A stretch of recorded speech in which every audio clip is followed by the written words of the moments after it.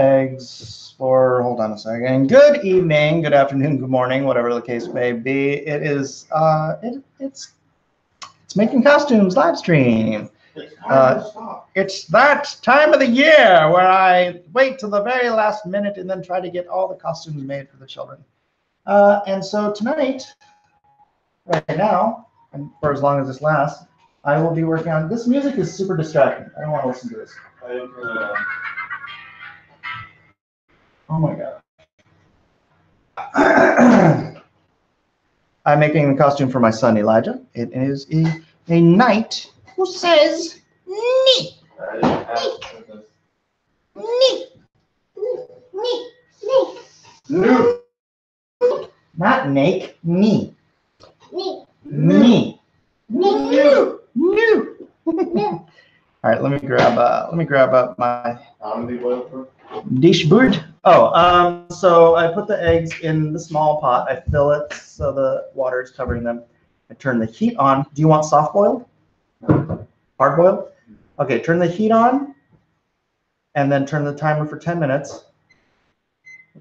When 10 minutes goes off, they're soft boiled, so just turn the heat off and let the water cool, and then they'll be medium hard boiled.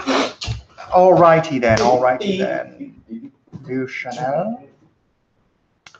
Let's see if anyone has any interesting questions for costume making night. I didn't, okay, here we go. I kind of want to just put my iPad up here. I could do that. Oh, you took the iPad. The high cost of having children. Oh my God. Oh my God. All right. So, thus far, I already measured out and cut off the bases, the top and bottom. These are going to form the core. I'm just making this up as I go along, so bear with me if I screw something up terribly. These are going to form the core, the center core, and then I kind of measured this stuff. Don't mess with those. I kind of measured this stuff out using a ramen bowl to get the curve on the bottom, because this helmet's not supposed to move so much. It's just supposed to sit on his shoulders. So I'm hoping this is correct. And if it's not, Is somebody watching Elm Street or Halloween? My son is watching, what is that you're watching, Elijah? Piano lessons, how to piano stuff. So this isn't really a how-to video. This is more of a I'm doing this and you're watching me video. How was Alamo City Comic Con? It was slow. I mean, it was like on par with the level Comic Cons have been all year, which was down about 50 to 60%. Granted, I was in a bad location, and granted also, you know, last couple of years, I had like Overwatch, like 24 Overwatch, something like that, Overwatch prints, and Overwatch was doing freaking gangbusters. So Overwatch has since died, and I have not been spending time trying to develop whatever the next big thing is. You know, I didn't bother doing a new Venom print. Well, because I had Venom prints and people were already buying those. So,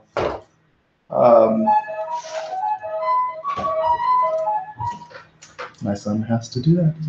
So, is somebody watching? Oh, just dress up as a cardboard box costume. What are you making? This is the helm for the knight who says, "Neat, neat, neat, not neat, neat, neat." I feel like I'm in a Monty Python skit. So, there's my son learning to play the Halloween theme on the piano. Because, has anyone seen that movie where the hipster gets invited to a Halloween party, but the party turns out deadly? Halloween party. Do you guys remember April Fool's Day from back in the late 80s?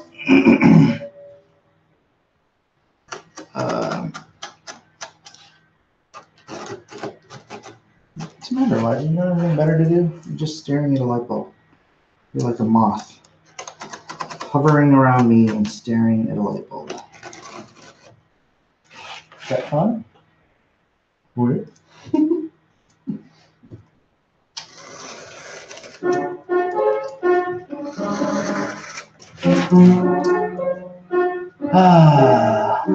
Exorcist music.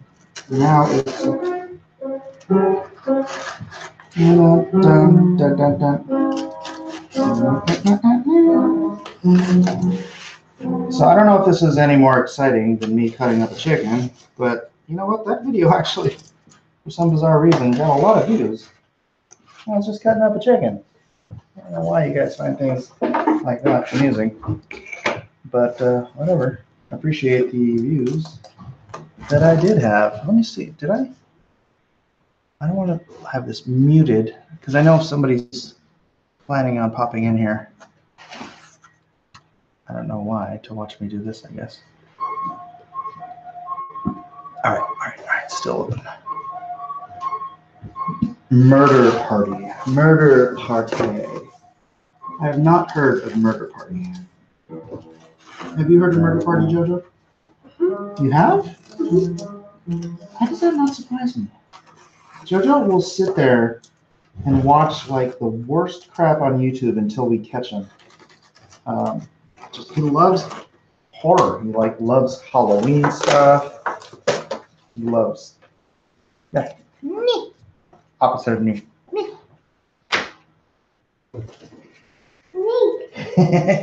Me. Me. All right, so this is getting a dull. It's getting a little dull. So let me snap that off so I can do this.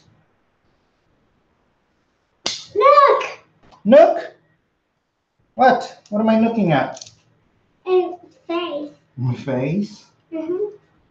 All right.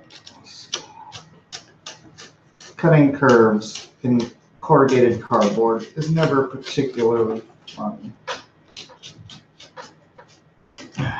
Okay.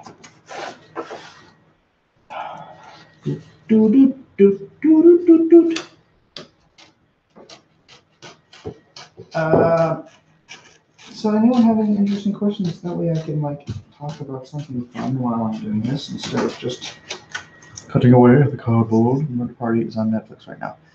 Good evening all. April Fool's Day. Yeah, that was a great movie, wasn't it? That was like so long ago. I wonder if they've done a movie like April Fool's Day since.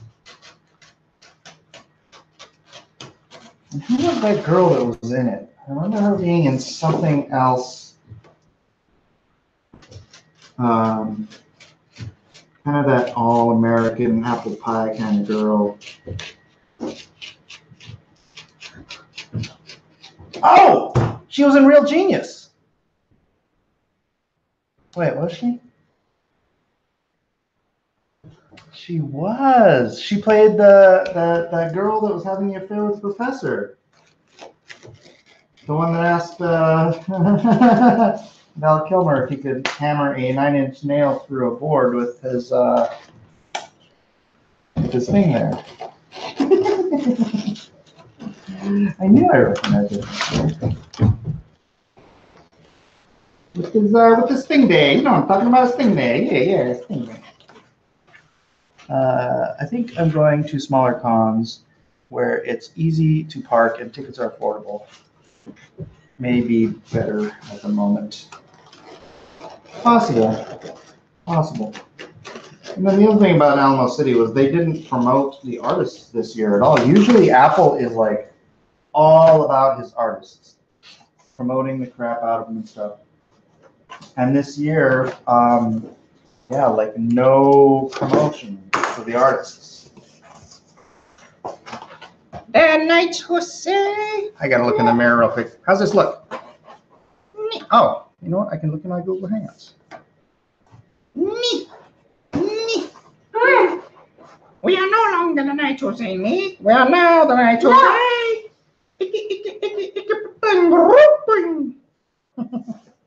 Deborah Foreman. It was a dream. All right, so Alrighty, that should work. That should work just fine. Now, I've got to take these little tabs here. Got to cut little wedges out so I can fold these down and hot glue them onto the base. And when I do that, this should form. What's funny is this isn't the final. This is a core I'm building so that I can wrap it with foam. Foam! I've got about a whole bunch of 1/4-inch foam, the kind that a lot of those costumers use for making costumes. So I bought that, and then that stuff looks great spray painted. That's what my son's whole costume. What was it called? The Panzer thingy from Black Ops, Nazi Zombies. He did that last year. Elijah! Eloy!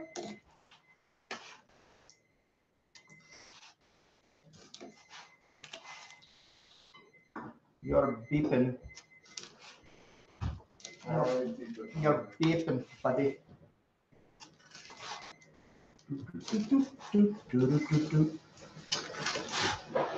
I am not, by any stretch of the imagination, a professional costume designer. I don't bother watching how this stuff should be done. Perhaps I should, but I don't. Thank you, so, Jojo. Hopefully I'm doing stuff right. All Yes, I know. we're gonna get a herring. A herring. Yeah, I told her she went to the store right now, and I told her she could find if she could find a rubber fish, that would be lovely. I can only get connection in this room. How is that possible?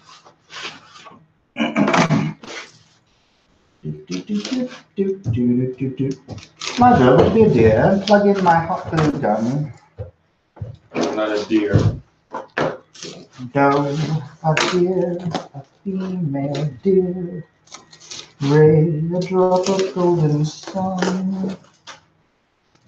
Me a name I call myself.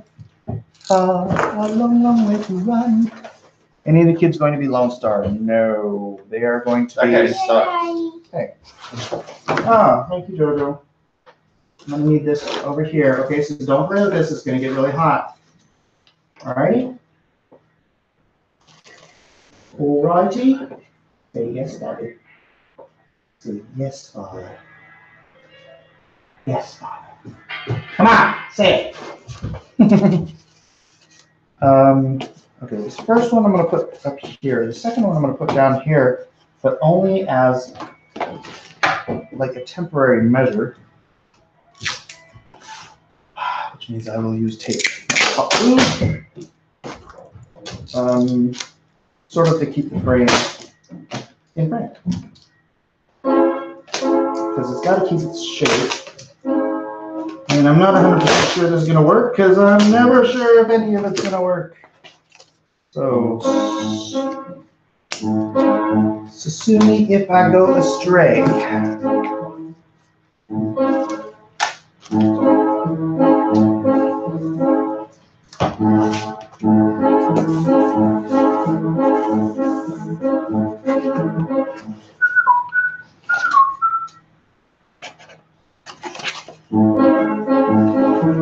Make sure this is square.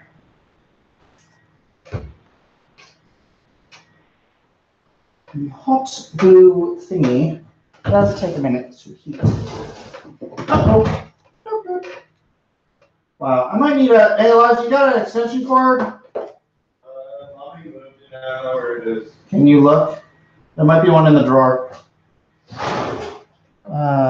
Dramatic tones play in the background as Mike tapes cardboard to other cardboard. Cardboard. It's what's for dinner. Hey, that's pretty bad. Hey, that is pretty good. Oh, Not quite hot enough for glue.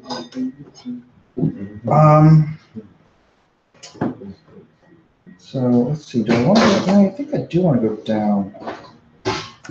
Or what I could do.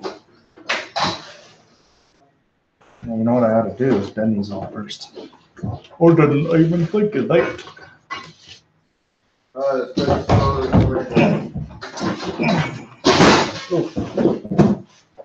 That didn't sound right.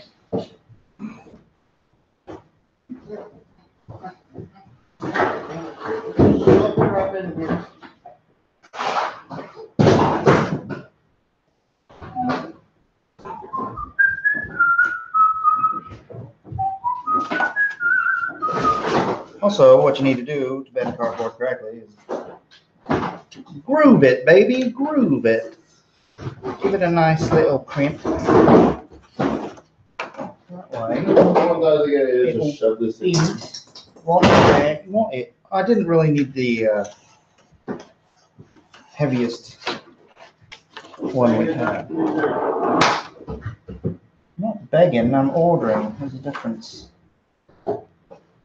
You don't tell the Queen of England that she's begging when she tells someone to do something.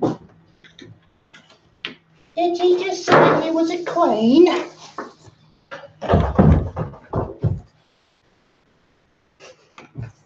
Alright, so look at that. Look at that. They all bend up like this. It's marvelous. It's simply wonderful. Oh, bother.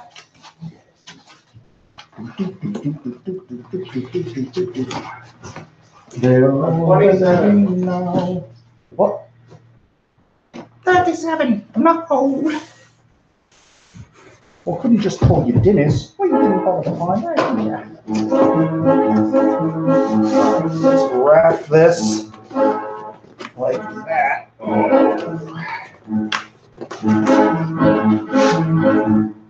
Oh, you know what? Let's wrap that. Give it a nice almost little bit of tape on there. Just to tighten it up.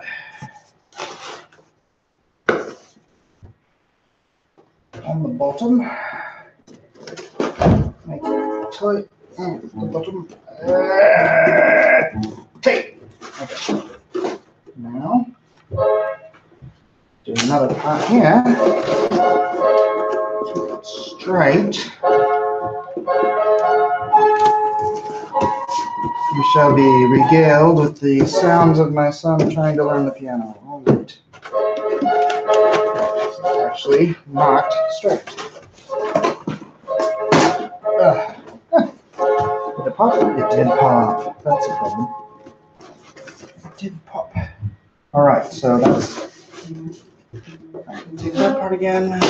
Let's go.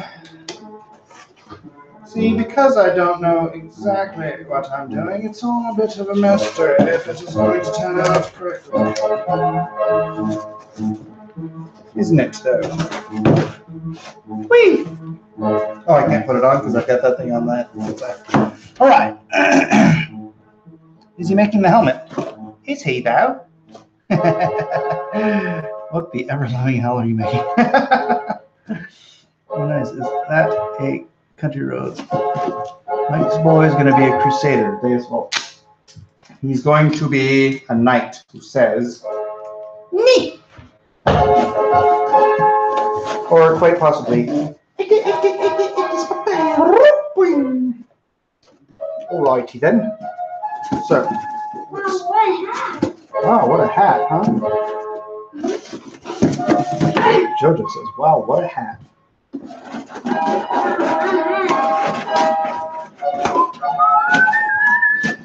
Country road, take me home to a place. Alright, let's just start with 2. Get these a nice little hot glue spottings. Make sure this has the right bend on it. Maybe I should have started with 1.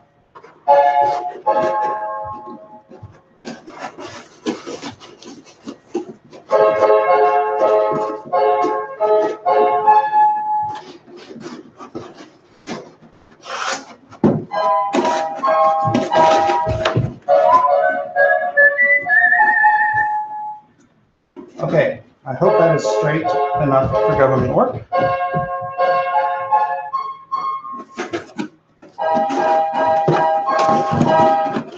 Now,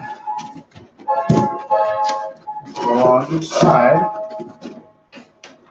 Try to line it up and glue it down. All right.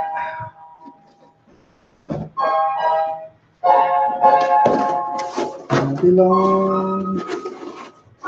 Maybe I should do it without this in the bottom. Well, let's see.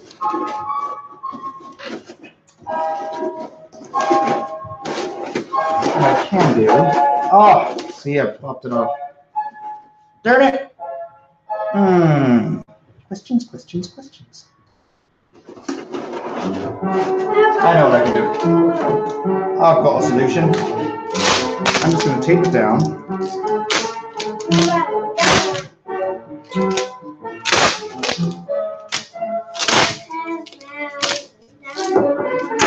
I'm going to tape it down. Whoa! Jojo, I slid off my strap.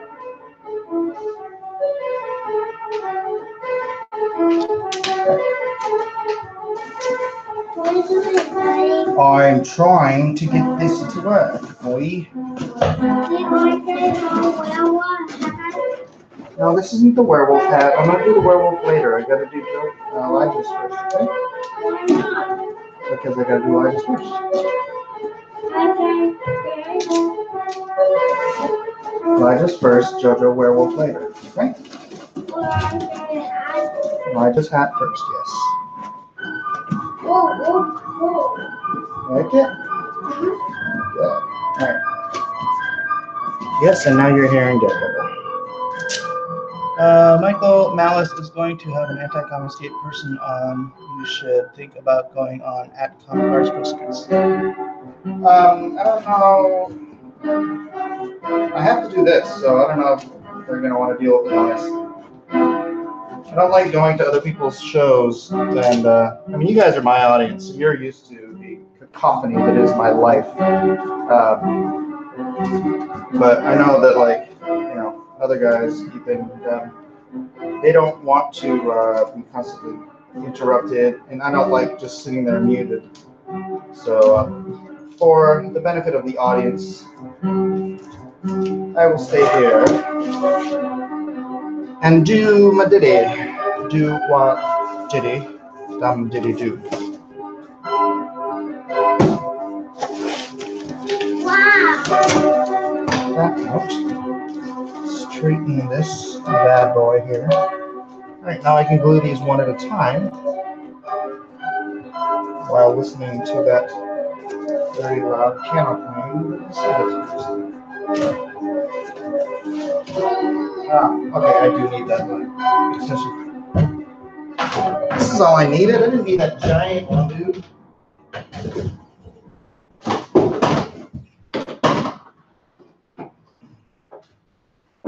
Needed a few extra feet, yo. Huh? Is that on? Just needed a few extra feet so I can reach over here. Right. No. It's okay. So let's start. You know what? Let's start on this side.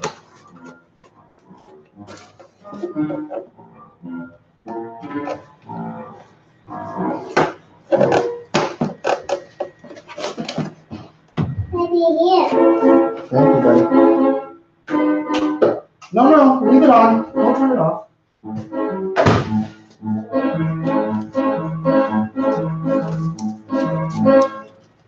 Ow! Hot, very hot glue. Liam, $50 Australian. Weekly SC to Miller and family. Thanks, brother.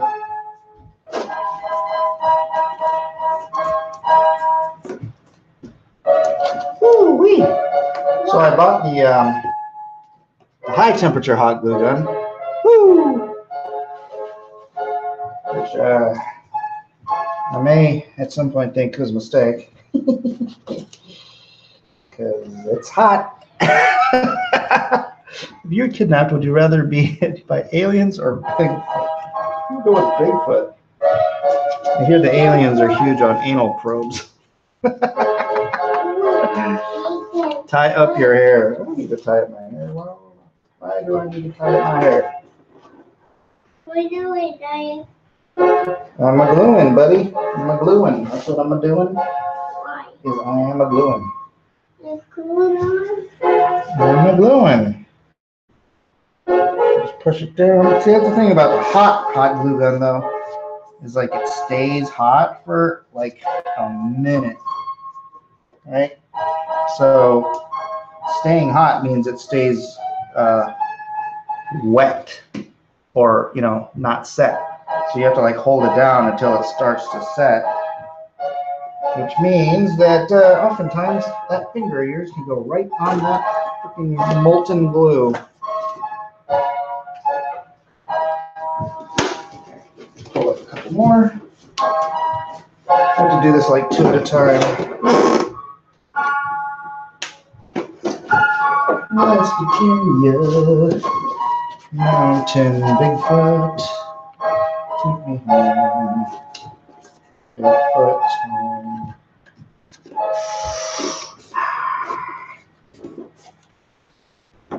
Ooh, ooh, ah, that is hot, that is hot, that is hot. Depends on if Bigfoot is a good cook. Bigfoot Bill has tacos though. And now we're on to Game of Thrones.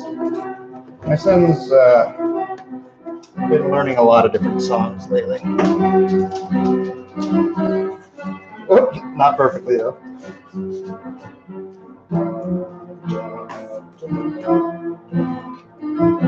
Oh, need another. Where'd my hot glues go? Oh, I moved the bowl, that's right.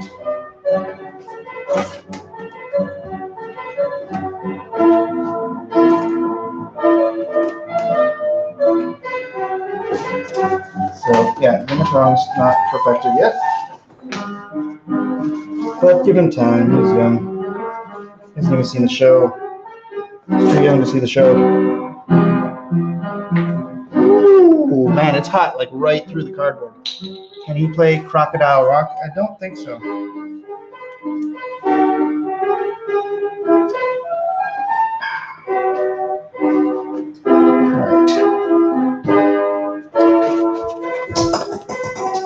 Is this totally exciting for you guys? If you like it, please smash that like button so other people can watch me burn my fingers and play with molten glue and cardboard.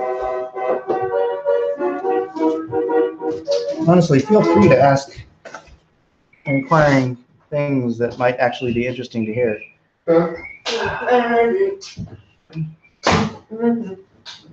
Derek, with all his mannerisms. What?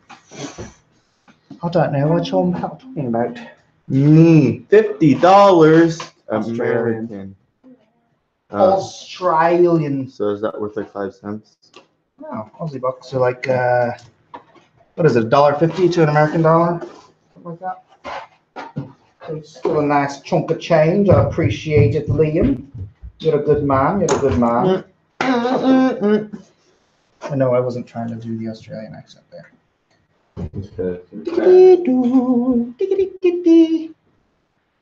You've got a request for Crocodile Rock.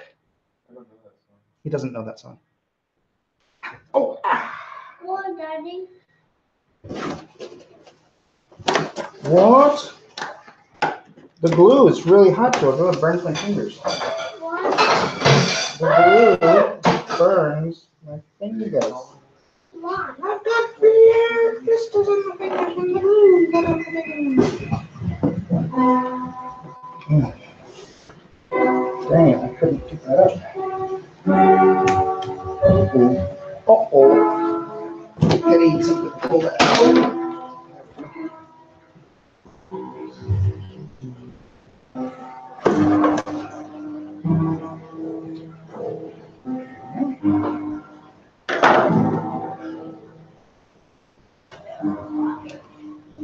Trying to get the right.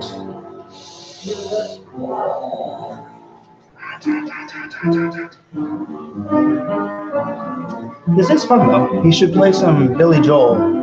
We didn't start the fire. Hot glue, sticky, sticky, sticky glue. Fingers on the fingers.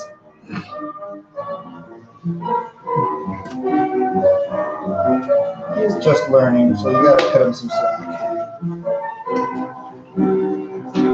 So my wife orders this piano off of Craigslist, and it's an upright piano, you know, like a 1911 or something. I don't remember what year. I got a flea in my hand. A flea? That's great. I'm So glad you squishing could it. share that with us all. Huh? Liza, you know the Halo theme?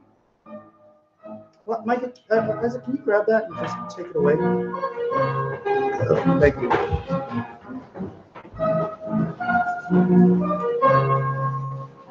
Oh shoot! Is that one of the Daddy, What? I just to keep on doing that. What? How much longer? What? Why is there eggs in here? Oh, Elijah, your eggs are cooked by now. Your eggs are done. I know, I'm pulling them off. I do not want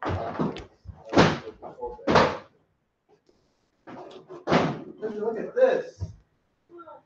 Bubble. No. All right, now I'm getting to the point where I'm. Look at the bubbles. Bubbles. Bubbles. We've got egg bubbles. Just showed up. What are the costumes? Well, this one John Cena. is not John Cena. Cena. Joe. Oh, look at This one is Cena. a knight who says neat. John. John Cena. John Cena. I don't even watch wrestling. I just know him because he's a cultural icon and a meme. But we can't see it. John Invisible. Incredible.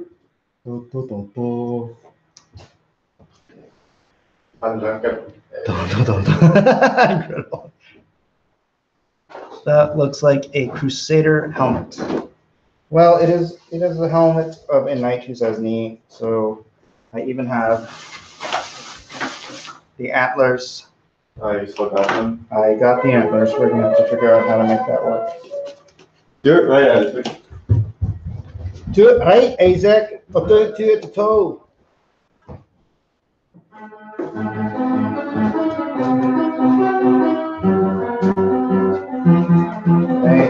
Right. There we go. That is the last tab. Hot pressed into place. Actually, I have it sore on my thumb, so it doesn't really help that I'm pressing it into hot molten glue. So that is basic shit. Goes on the head like this, and then you say, neat, neat, neat. All right. Me? Me. Jojo, don't scratch the table. All right, so let's see where this will set here. All right, let me put a dab of glue. Do a little dabble do ya. And then flush it there. Because I want to keep this line straight, so the whole thing is not tapered. It shouldn't be a tapered helm. It's a great helm, so it should not taper at all. Speaking of tapering, I'm going to take the taper off the taper. All right. Now, let's run a bead. Now, quick. Not a good time to run out of glue, but it is super hot, so it stays prepped and wet for a hot minute. Then, take a long straight edge so I can push it all down at once. and hold it there for a bit and see if it'll set. Will you ask for strawberries? But of course! You must go and chop down the mightiest tree in the forest with a herring! Mike should go some more excited. With this, the thing he made for his daughter, and the meal he could make a new segment called Mike Makes Things. I do eat it. Things. Things are a particular favorite of mine. Things are wonderful to make.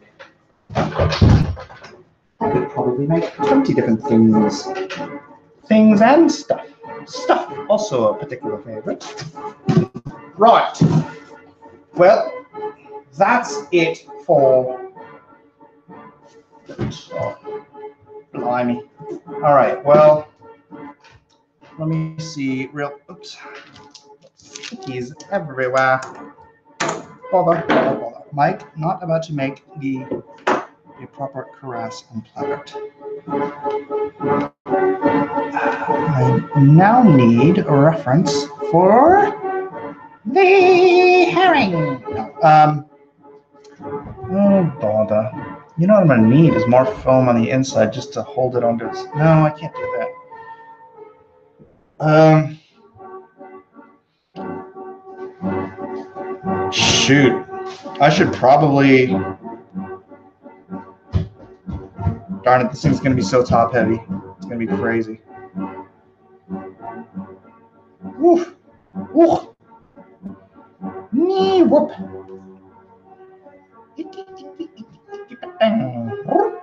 Okay, so what I can do, this does have a strip along the top. So, all right.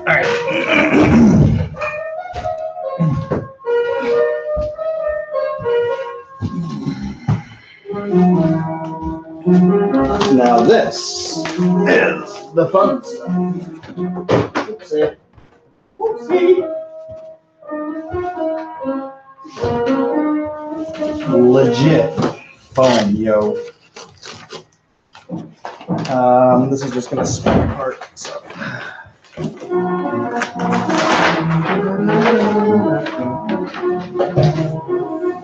Oh, you know what I need? I know what I need. A silver pen so I can write on black surface.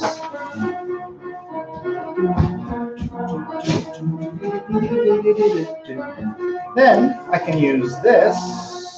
Actually, you know what? I might just.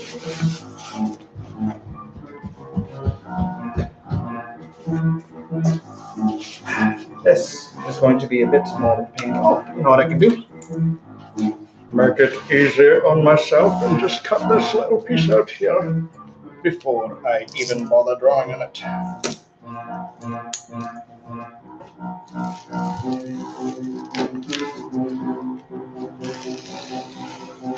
There we are. Easy peasy, Japanese, lemon squeezy. All right, now where to go?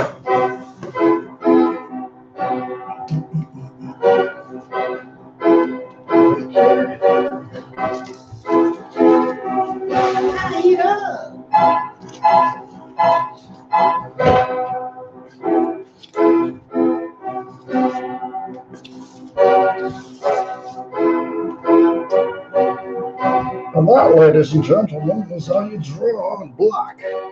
You do it with silver. And then you cut this little bad boy out, which technically I could just do with the scissors, but whatever. Now I am going to cut this on the inside of the line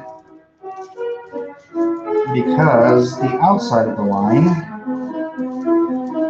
is going to be foamed also. You guys just thought I was going to do a cardboard stinking thing, didn't you? Like, how boring. I'm making a cardboard costume.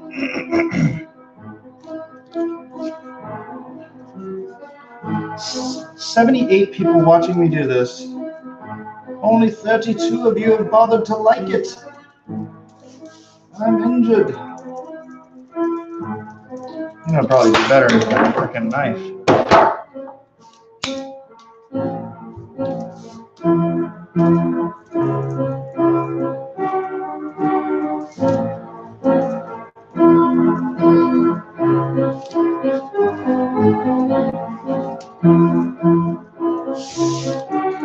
That's right. The knife I carry in my pocket has a better edge on it than a razor blade.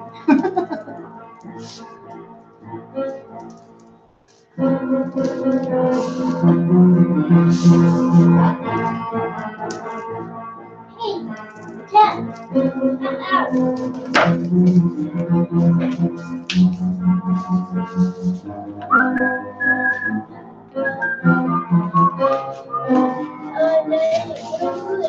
What am I doing?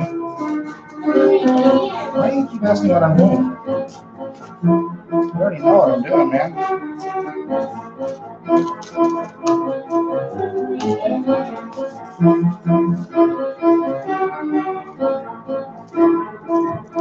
Oh, wait.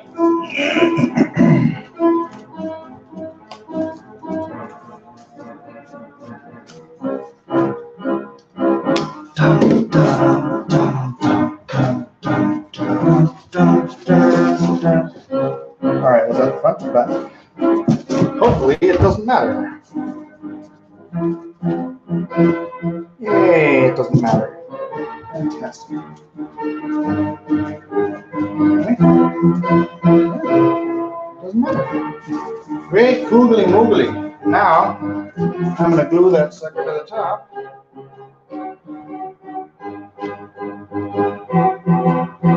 So,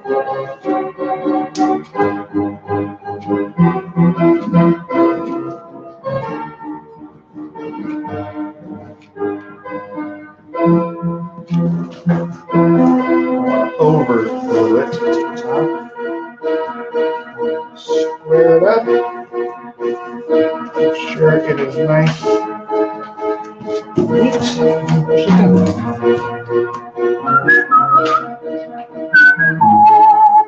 Remind me of that album of metal covers that Pat Boone did.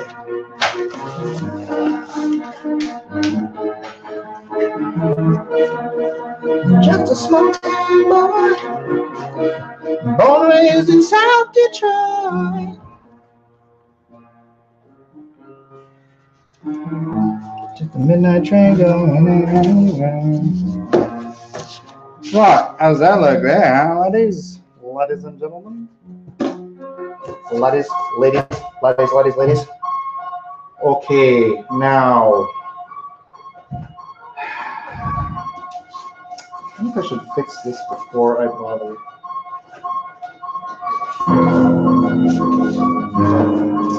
I guess I could.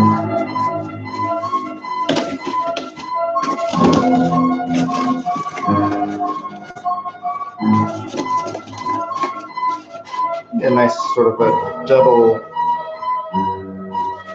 kind of bolster the strength at the bottom. Why not? Right there. What? That rabbit's dynamite.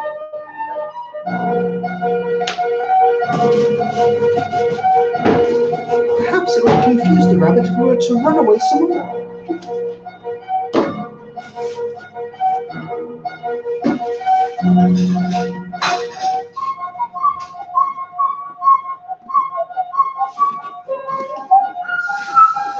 Look at that, right into Guns N' Roses. Halloween to GNR.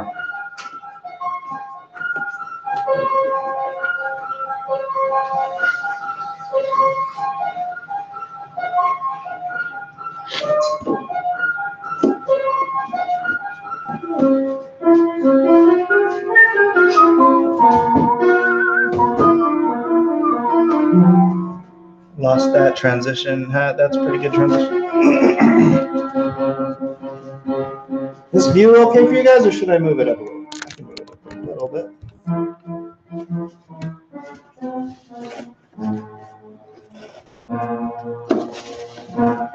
That's fine.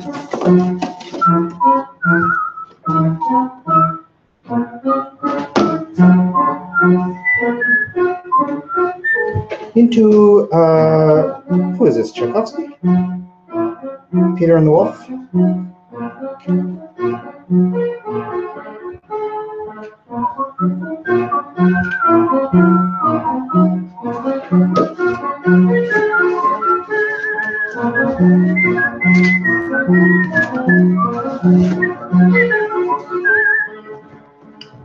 She got a smile that it seems to me reminds me of childhood memories and everywhere.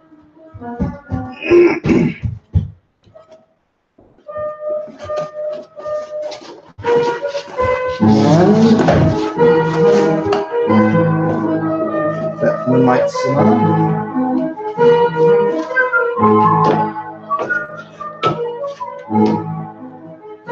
Who does Moonlight Sonata? Chopin?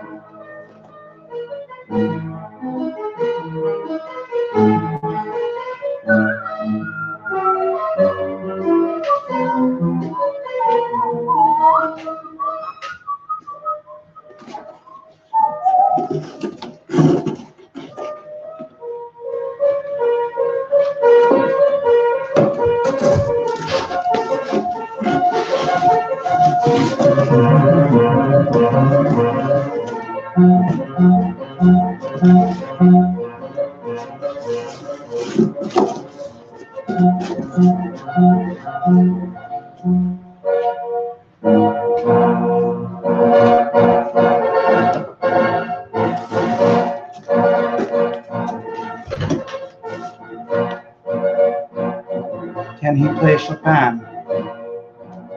Isn't Moonlight Sonata Chopin? That was Danny Elfman.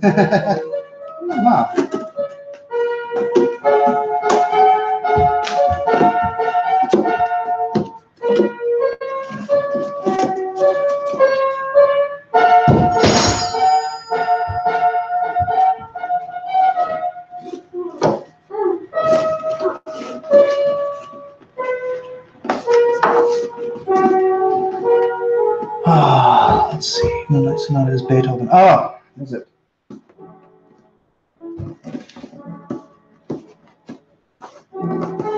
Seems awfully light-hearted for Beethoven. Such a grim fellow.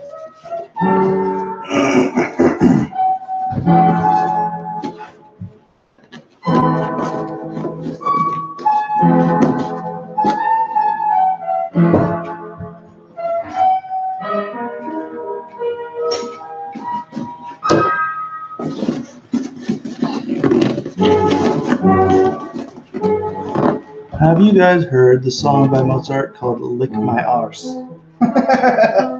Not to my knowledge, laddie. Not to my knowledge.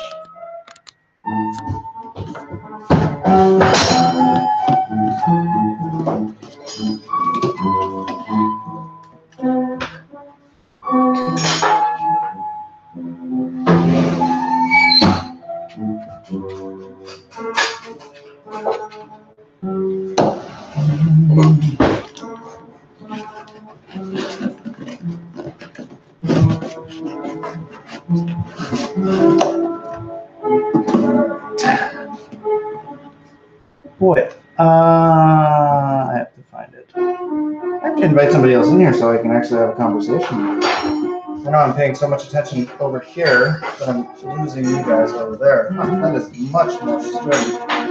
Goodness gracious.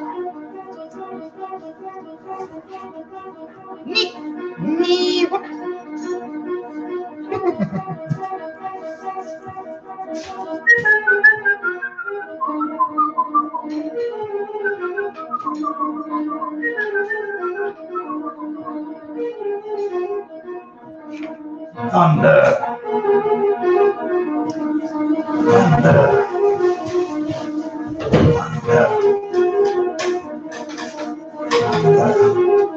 Oh.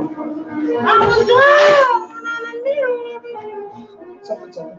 2509. So I normally need about 26 inches to go around here. I'm gonna have to measure this out on the floor because there's just simply not space on my table. So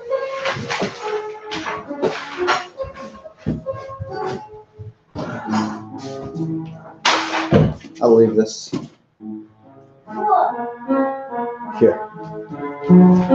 Don't step on that.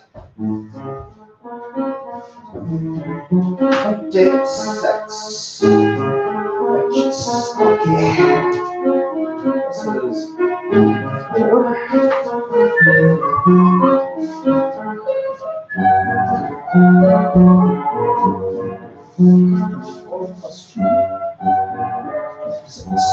Alright.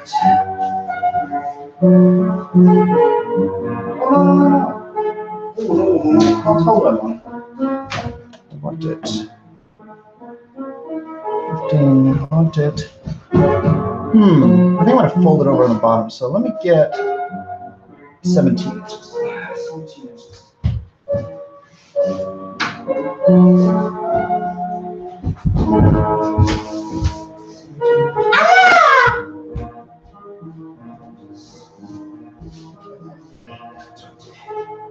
Are you still alive? I am still alive.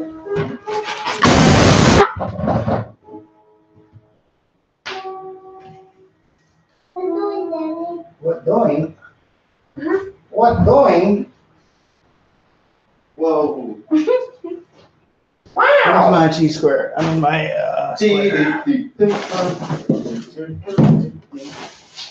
That is my triangle. Oh, there's Triangle. There's my egg. What? Yes, I am live. That goes inside of their sounds.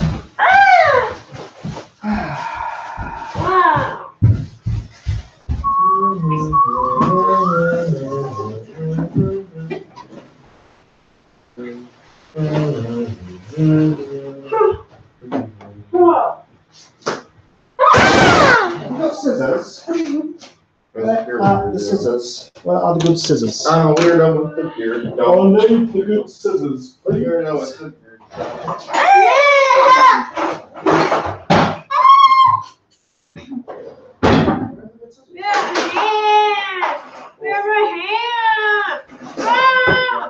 Oh, be quiet. I don't know. Don't plan on that. Throw away, Max. Max, no. Max, stop. Max is like, kill me. Yeah. That's my name. Hey. Stop. Take the cat off. Take the cat off. Yo, Beat on the kitty. Beat on the kitty. Beat on the kitty. Beat on the kitty. Beat on the kitty. Beat.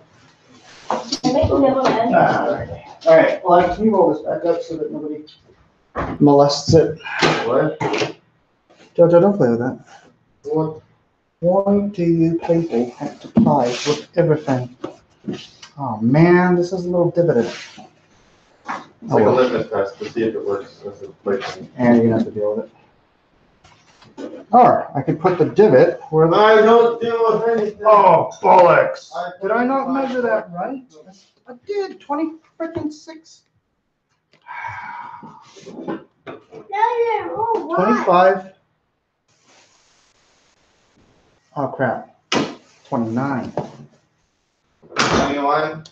I forgot to add. I forgot to add the extra 3 inches. But it looks like actually that would have been short. Anyways, I need 3 1/4. I'm gonna go 3.5 inches. So 29. I'm gonna go 29.5. This is why you're no professional. Measure once, cut twice. That was right. 29.5, ladies. Get off, cat. Come on. Get off. That's my mom. Shoot.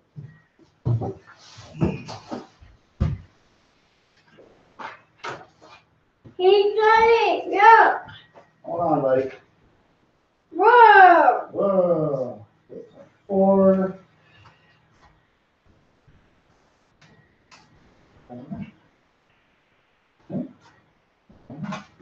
Yeah, Roger. Yeah. What'd you call me? I got a perk. 4. 5. too much. And he It's sneezed. It's a little cat bed for him. It's a little cat bed for him. Yeah, I told you to roll it up. And you told it was money. And I was finishing up my cereal. Not that bad. Oh, what did he do? He chopped an ornament.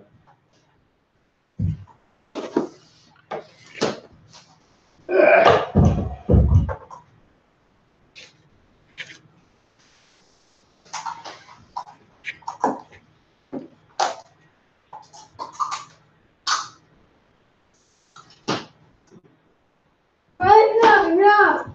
Well, the good thing is, that why are you eating in front here? What?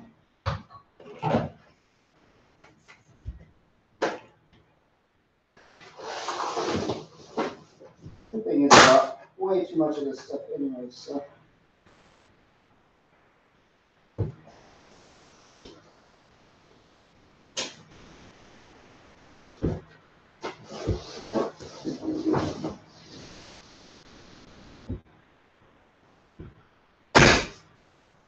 Did you just smash an ornament? Jojo, stop that.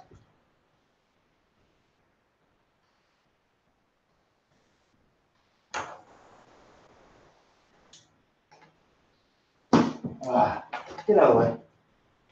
Holy. Go away, Elijah. Go away, Elijah. Yeah, he just smashed it on purpose. Dude, you're so destructive. All right. Cross fingers, everybody. How in the bloody hell? This is ridiculous. You're so bad at this. Let's get measuring tape. This is why we How? don't do the costumes This, anymore. give me a break. Hold on a second. He's getting senile. Get out of my way. How is that freaking possible? I added 2 inches. How did I add 2 inches? Oh! Senile old man.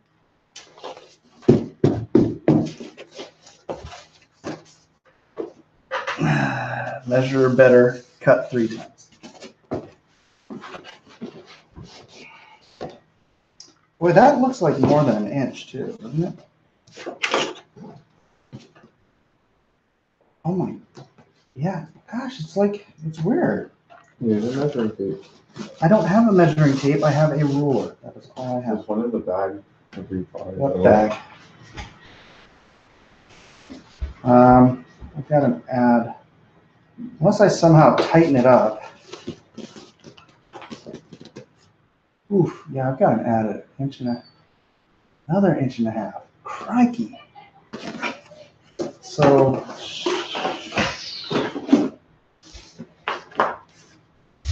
that was 24. Because literally looked in the closet one second with the same length. Oh, look, a measuring tape. 24.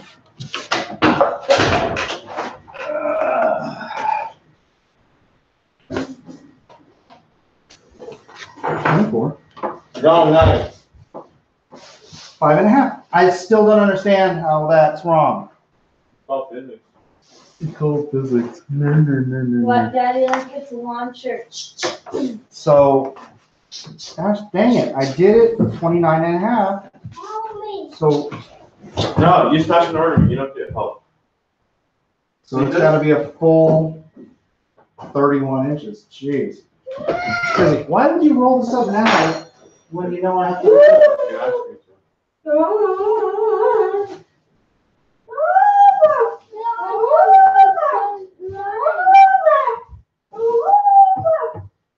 Clearly, I have too many distractions.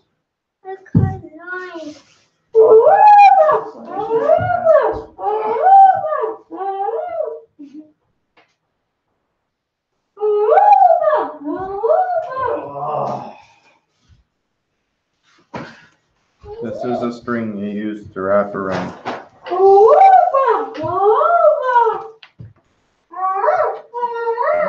Shut up.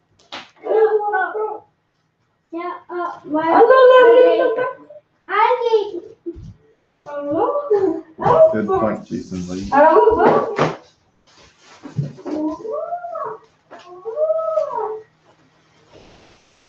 Whoa, what are you doing?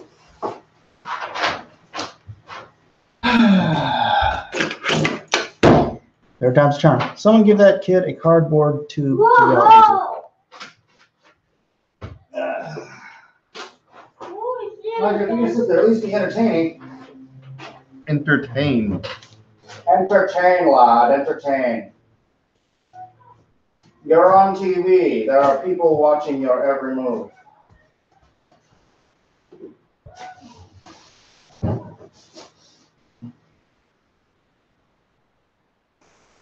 Do you understand me?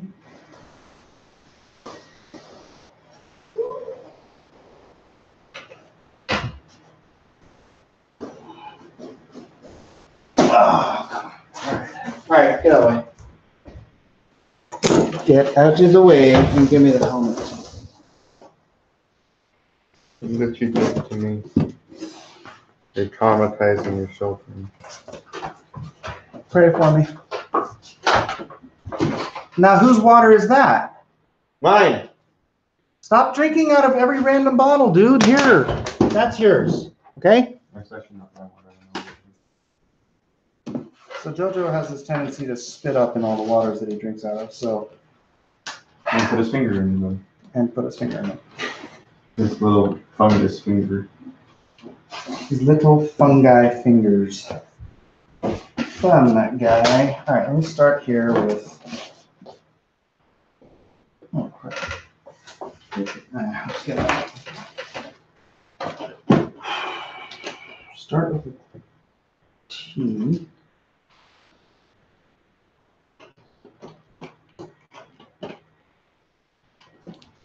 As a foundational marker for where. Oh, that's not even front. Dang it. Oh well, close enough. You gotta put it on all the way, JoJo, so it doesn't feel heavy.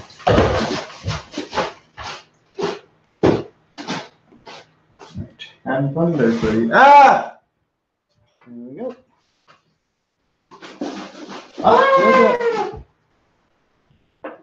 there's a computer right here. Yeah, it's got it on.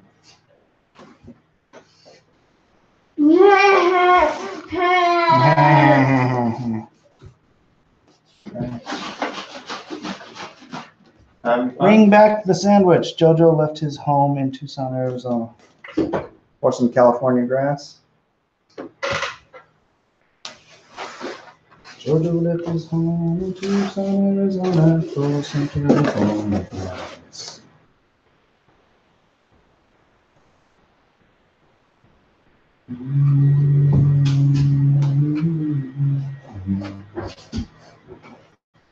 All right, I'm gonna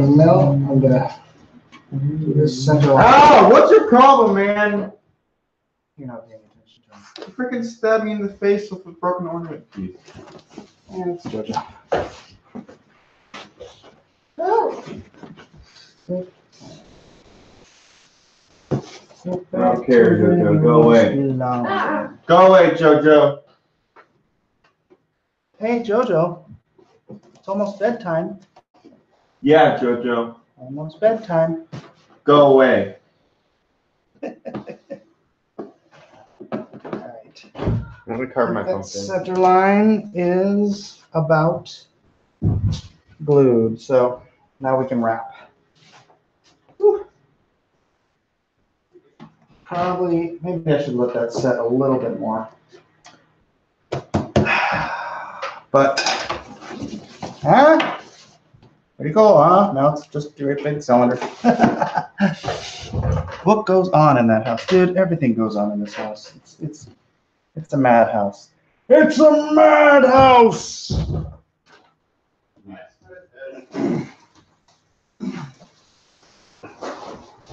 JoJo left his home to size.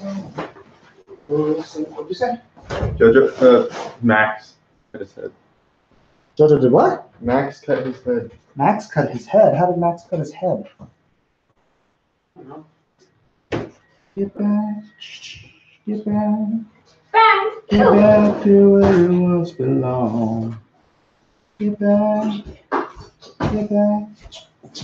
Get back to you alone. Get back, JoJo.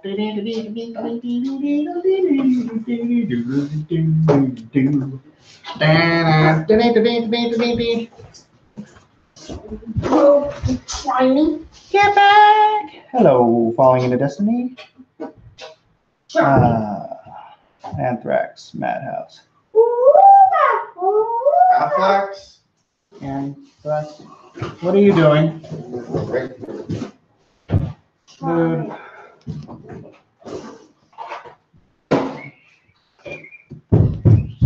I get a little scared about you. Knives. But I don't cut my fingertips off like you do. That wasn't a knife. No, I What the heck happened to my booster? just. No, the gun. Stop laughing at me. Little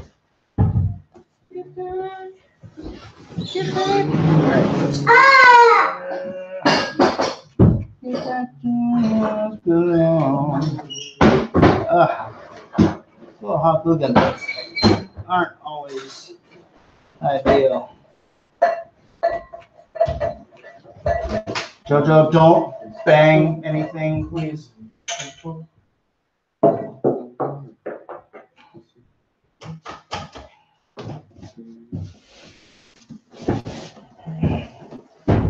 Move it, JoJo.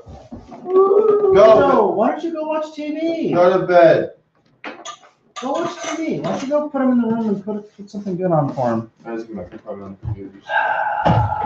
I'll meet you for Monday. I think it is canceled this week. Psych ward. What? What are you talking about? Oh, is there a drawing recorded this week? I was thinking about doing it on Thursday because I certainly am not going to have time to do it any time between Because we now. don't seem to do and Bible Wednesday. study anymore.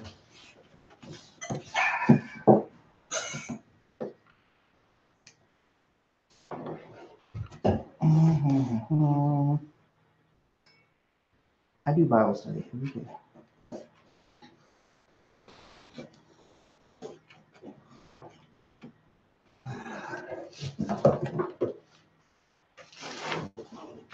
You just want it to be you and me? Bible study. We had a bunch of people over there all the time. We never really had a bunch of people. We usually had. Heck, it was usually just us and CJ. Well, and Bucky, dude, watch it. Watch your finger. This blade is not going towards my finger. I never thought I would be entertained watching someone create a Halloween costume. I never thought you'd be entertained watching a comic book. I don't think this is. Are you being entertained? Are you not entertained? Is this entertainment?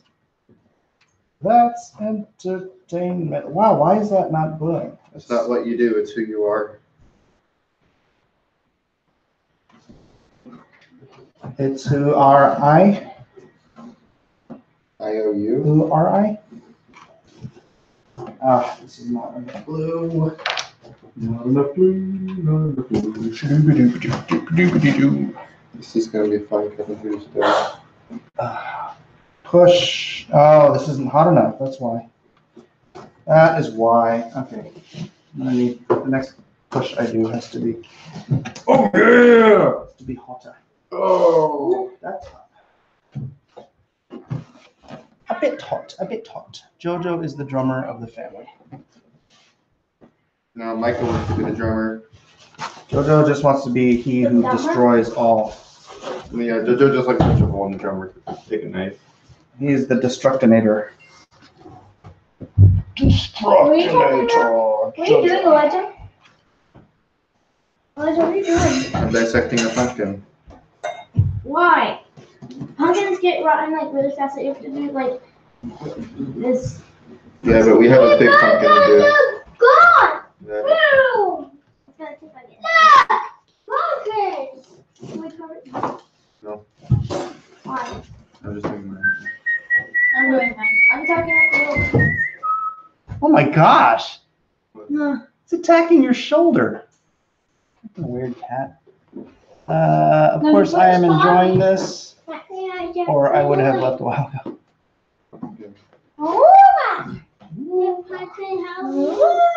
Big pumpkin Halloween. Yeah, boy. Glue some out. Glue some out. I just told you what I'm doing. Is this plugged? Isaac. It seems like it's cooling down. Oh, you know what? I should have used the spray glue for this. Yeah, it's out in the garage. That would have been so much faster. Hey, look, it looks like bean sprouts. Want to eat it, Jojo? Boom. It's still immature. Let me go check. Look, it's a bean sprout. Eat it. Smells good.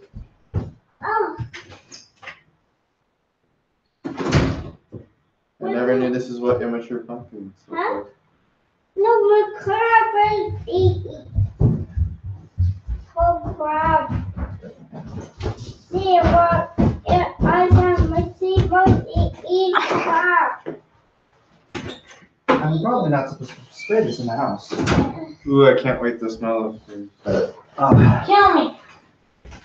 It's like suicide jokes are not funny. 581, phone. I grab it, spray it. I'm gonna take this outside. Isaac, this is two pumpkins. This is two pumpkins combined. I mean, I am Cornelio.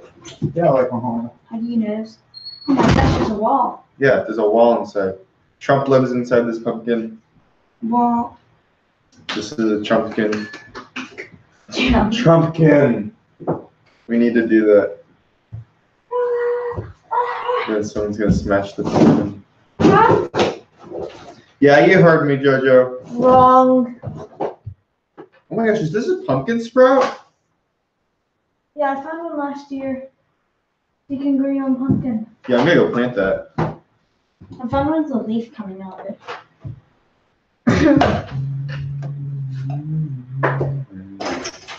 Hey, these are pumpkin sprouts. Yeah, I saw. Alright. I gotta let this dry a little bit to get tacky. Dude! Get out the way. Move. It's gonna get tacky. Get out the way. Move, child. Let's stay together. How many eggs do you make? I'm covering my pumpkin. 4. Deal with the For crow. sake. The Monty Python. It's not Nye, it's me and I. Nye. No, Isaac, what are you doing? Covering my pumpkin. Whoa, dude. Can we have a little discipline here? Oh, yeah, this thing must smell great. Well, Isaac, no. What? Do you know how to carve? He's like cutting like this. Seriously, dude, you're gonna cut your freaking finger off. No, you're not. You're going to do it. That's how you're serious. Oh, pumpkin. Do you not know that I know how to carve a pumpkin? You don't know how to cut to save your life. Let's see. That's getting tacky. Alright. Alright, ready? Where's the paper Roll towel? it one side at a time. What do we kill it?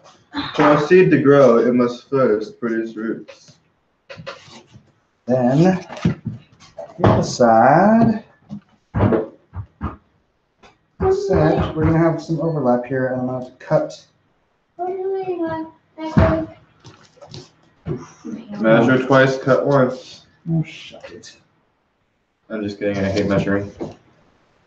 I'm gonna use my Daedric sword for the costume. But the knife says I need to. Ah! I got some of it on the outside. Dang it. The knight who Good. That area is I'm gonna cut off anyways. the knight who says no. Matt says, oh, thanks. I've never watched Monty Python. What's your problem, man? He's never watched Monty Python. What's your problem? Give There's away. something significantly wrong with this one. All right, so here's a little trick. I don't know if it's gonna work here, but I used to do this in when I was a window tinter. That's not yours. You cut through both layers.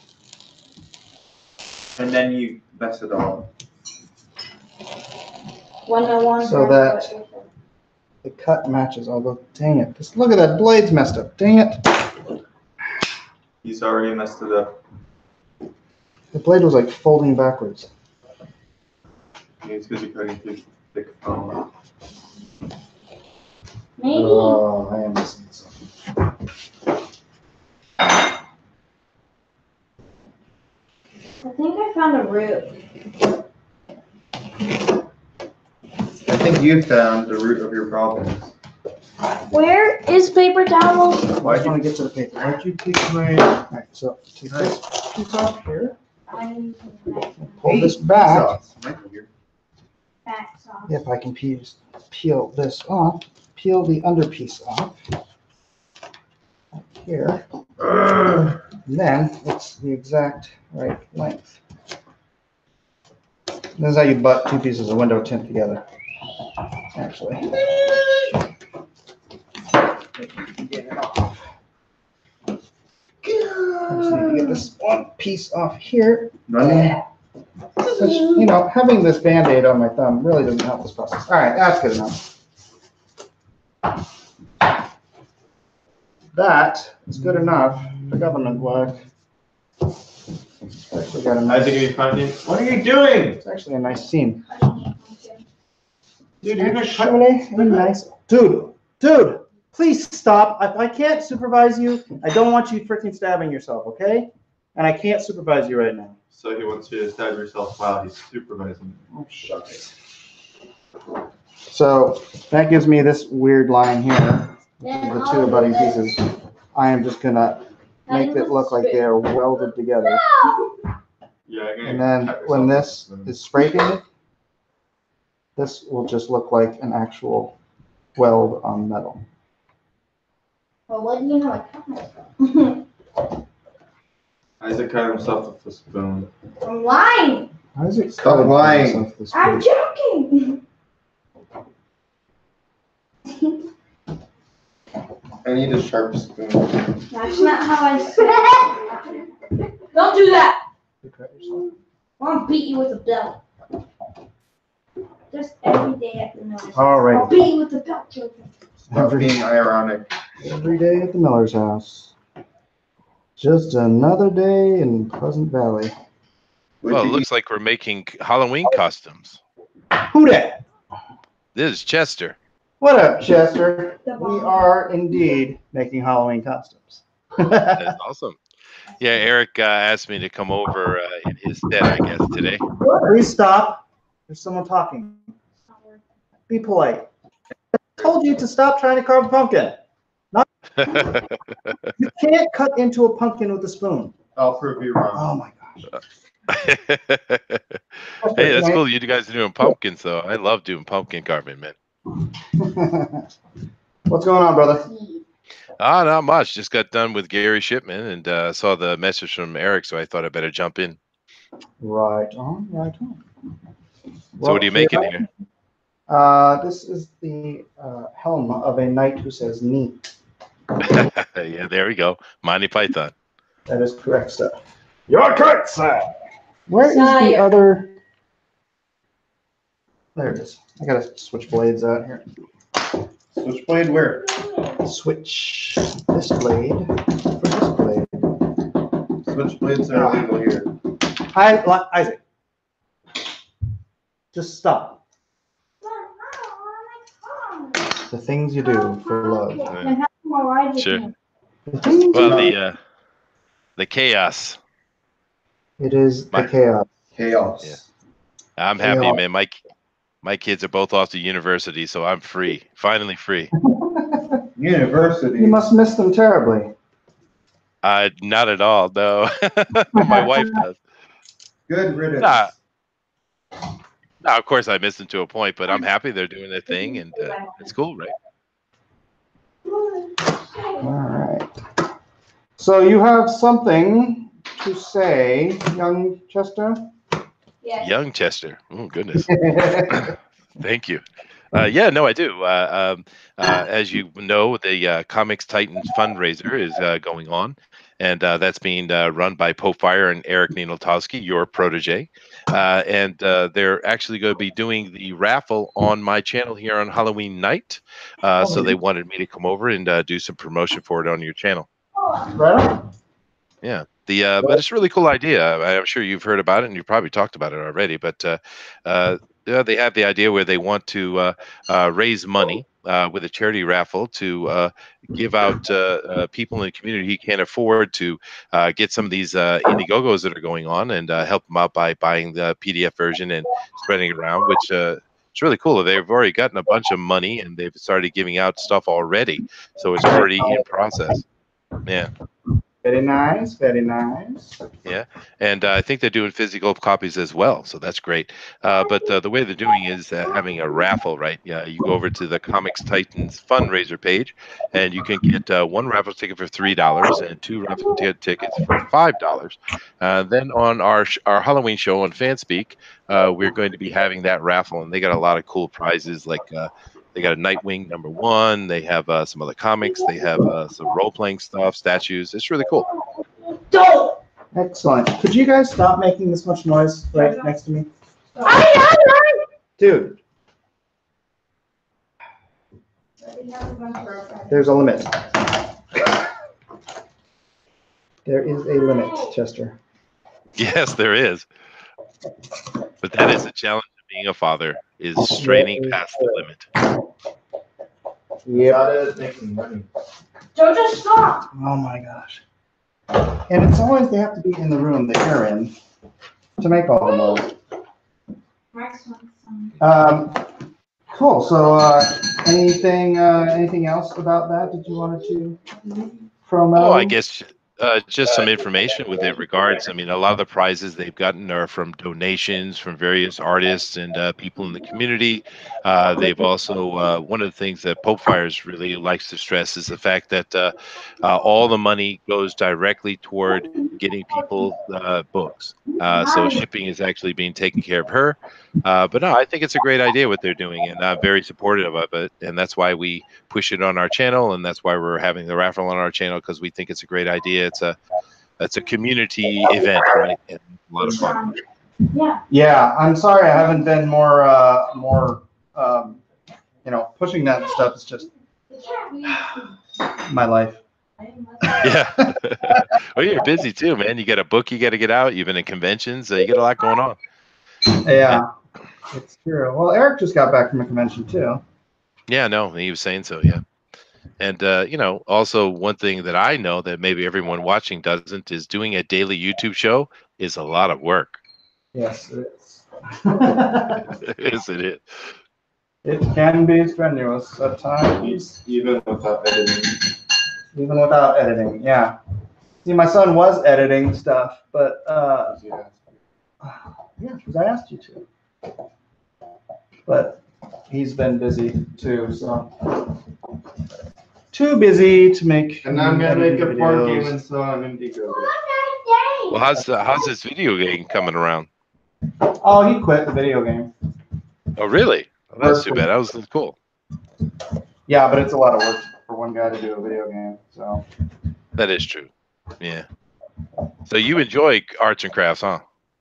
Me? Of course. Yeah. No, so do I. Actually, I just had my Halloween party at my school, and all the kids. It's kind of cool. We started doing Halloween events here probably about 16 years ago. And when I first did the Halloween events, the kids showed up in literally trash bags. I kid you not. Right? But over these past years, I've actually developed a Halloween tradition in this town I live in, and the costumes I saw this year were amazing. So it's really cool. You're like, it's like cosplay, but just for the help. Exactly. Yeah. Well, it's actually Halloween's become quite popular here in Japan recently, especially up in like Shibuya and stuff like that. They love walking around in their costumes, you know. Oh, right on. Interesting, the things that circulate culturally around the world.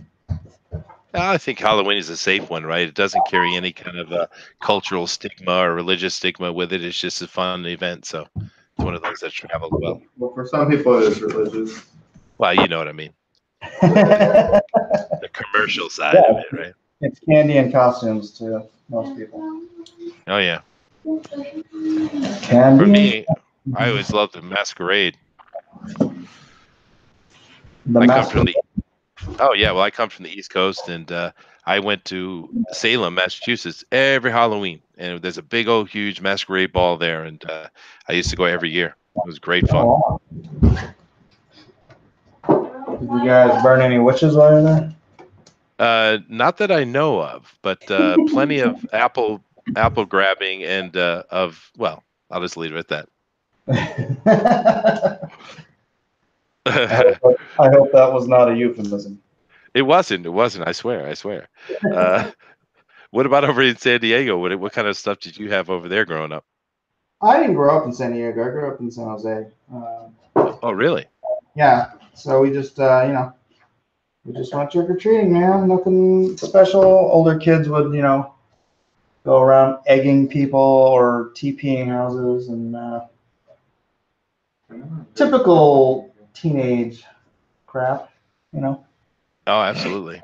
A lot of that fun, man. Egging houses. That was the rascal thing to do when I was a kid.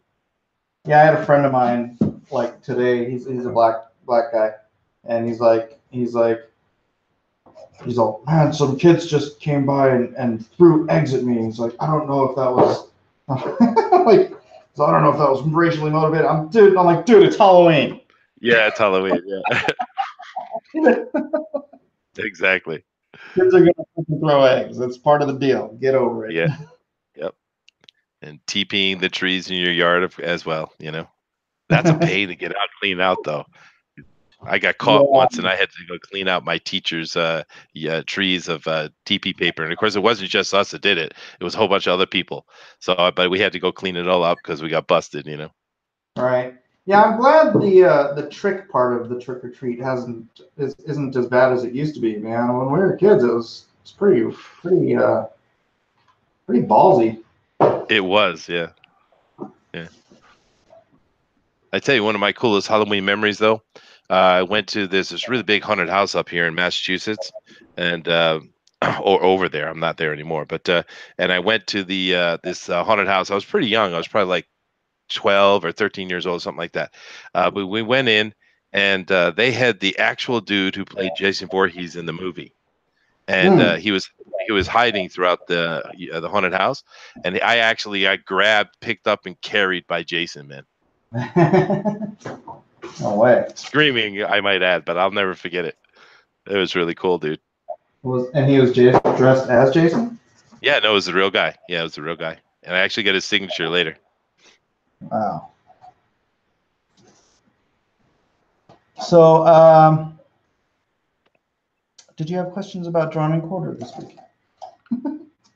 Do I have questions, or are you talking to the chat? I was talking to you. We already talked about that. Yeah, well, Pixel had told me a little bit. You guys have some scheduling issues, but I think what we're going to do this week is on the Halloween show, we're going to have some of those great artists do some Halloween themed stuff in the back while we're doing the art contest and the raffle and things like that. But as far as going forward, have you made a decision on what day you want to stick it on?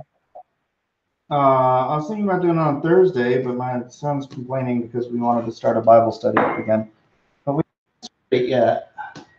That's how it got procrastinated so long. It keeps getting procrastinated, but this week I don't have any time to do it except Thursday. So, I mean, not actually anything. Yeah. Well, this week, I get this week, but well, this week I get, but normally going forward, if I have any vote in the matter, I would say Wednesday would be perfect for us. No. Wednesday is the normal. Is going to be the normal night. Oh, okay, so cool. That's what I was planning on doing the Bible study on Thursdays. Yeah. But now I have a TV station to run. Yes, you do, and you have crafting one-on-one classes to do as well. It's this or the Aloha Hour, and I know what one. Yeah, that's true. Yeah, but I tell you what, though, that Drawn and Quarter idea you had was awesome. I think it's the best thing going on in the community, man. Oh, thank you. Yeah, I love it. Nice, man. We had over 800 live viewers last time when you did. That was really cool. And I hope you don't mind my my comical naming of you guys when I put up the straw poll. Oh, no, doesn't bother me. They're funny, I think. The best one so far was certainly for Gary. I put Gary asked me about my headshot agenda shipment. All That right, was geez. funny. That was hilarious. How's Gary doing? I haven't had a chance to talk to him. Oh, he's doing real good. He's just pushing his Indiegogo. He's got 3 days left. He's doing every time he has a new person join, he's doing a giveaway and stuff like that. So it's going really good. He's having a lot of fun. He's made $6,000 so far, so that's awesome. Oh, And- nice. Yeah, I Yes. think he's going to get to 8. Hopefully more.